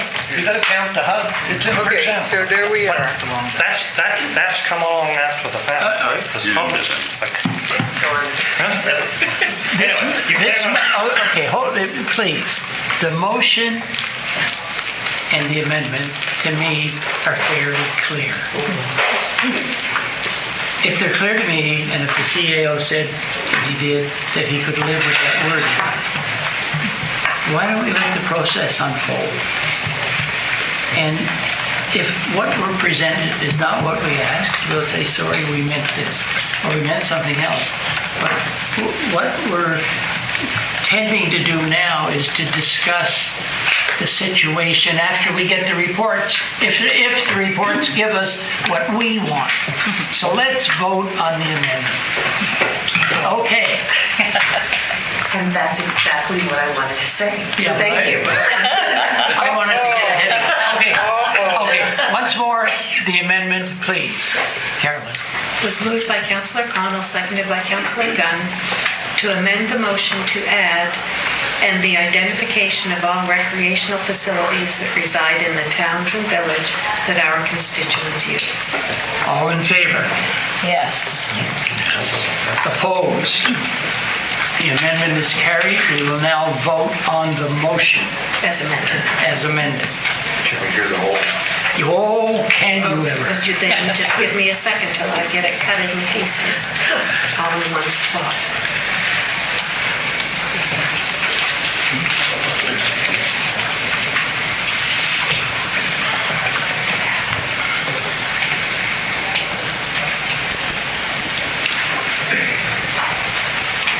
It was moved by Councillor Hudson, seconded by Councillor Connell, that staff prepare a report on the staffing and maintenance of all parks and recreation facilities in the county for fall of 2023, and the identification of all recreational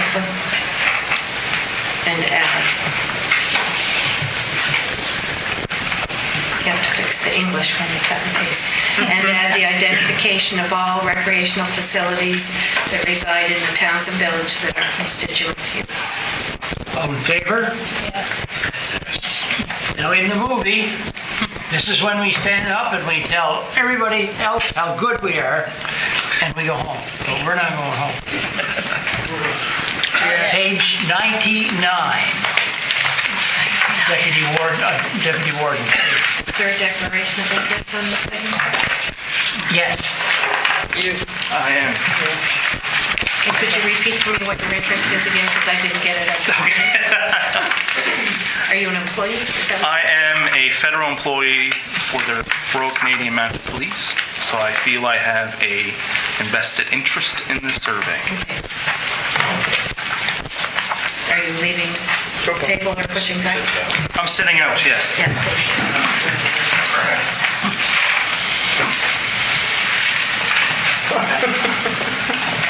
Thank you. Okay, Deputy Warden.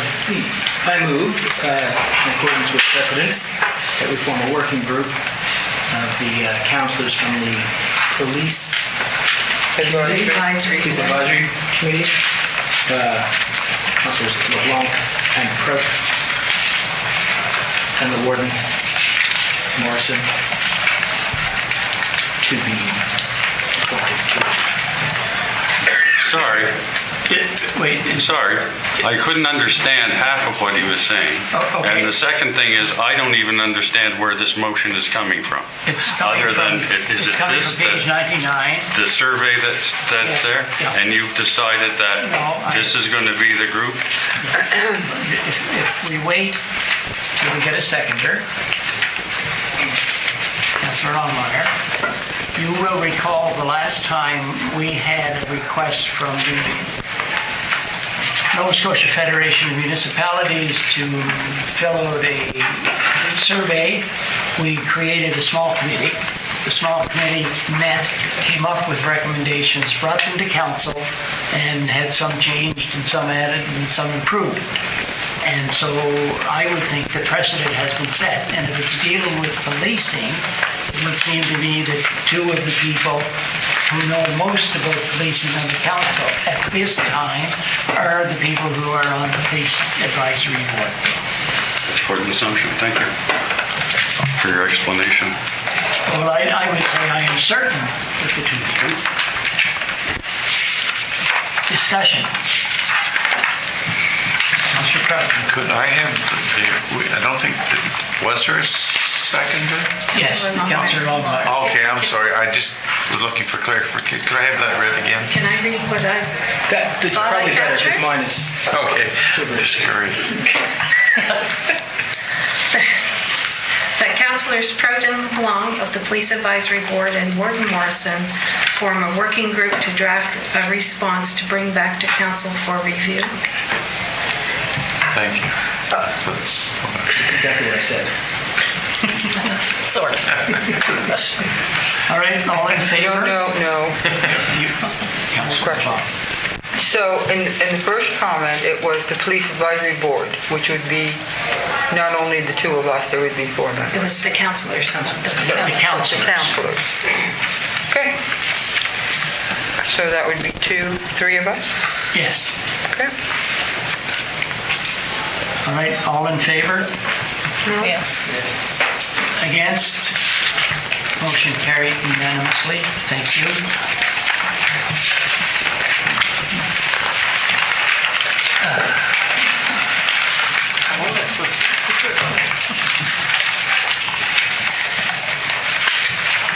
Page 106.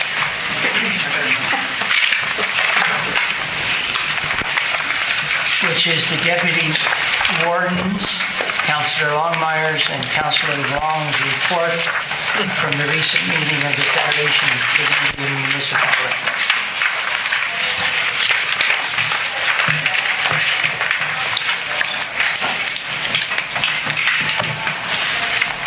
I'll just make a comment. Please. I just want to say thank you for attending and bringing back the information. Looks like it was very informative for you guys. Hard to limit comments to 2 pages. Right. No, I've attended in the past, so I know how much goes on, so it is. Deputy Warden did a great job. Thank you. Now we need a motion to go into camera in accordance with section 22(2)(e), contract negotiations of the MGA. So moved. Thank you. Councillor Gunn, seconded. Councillor Crowe, discussion. All in favor? Yes. Don't talk for 30 seconds.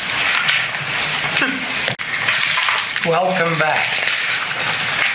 I would like a motion, please, to amend the order of the day for an item, extension of waste collection agreement. So moved. Councillor Gunn moves. Councillor Longmire seconds. Discussion. All in favor? Yes. Thank you. Deputy Warden, please. I move that council authorize the warden and clerk to sign a 19.5-month extension of our waste collection agreement with EFR Environmental to extend services past our agreement expiration date of August 23rd, 2023 until March 31st, 2025, thus enabling the municipality to have the potential to participate in a broader Valley Waste-led tender ahead of March 2025. Thank you. Seconder? Councillor Hudson, discussion? All in favor? Yes. Motion is passed. Any other business? Thank you. Meeting is adjourned. We should have just...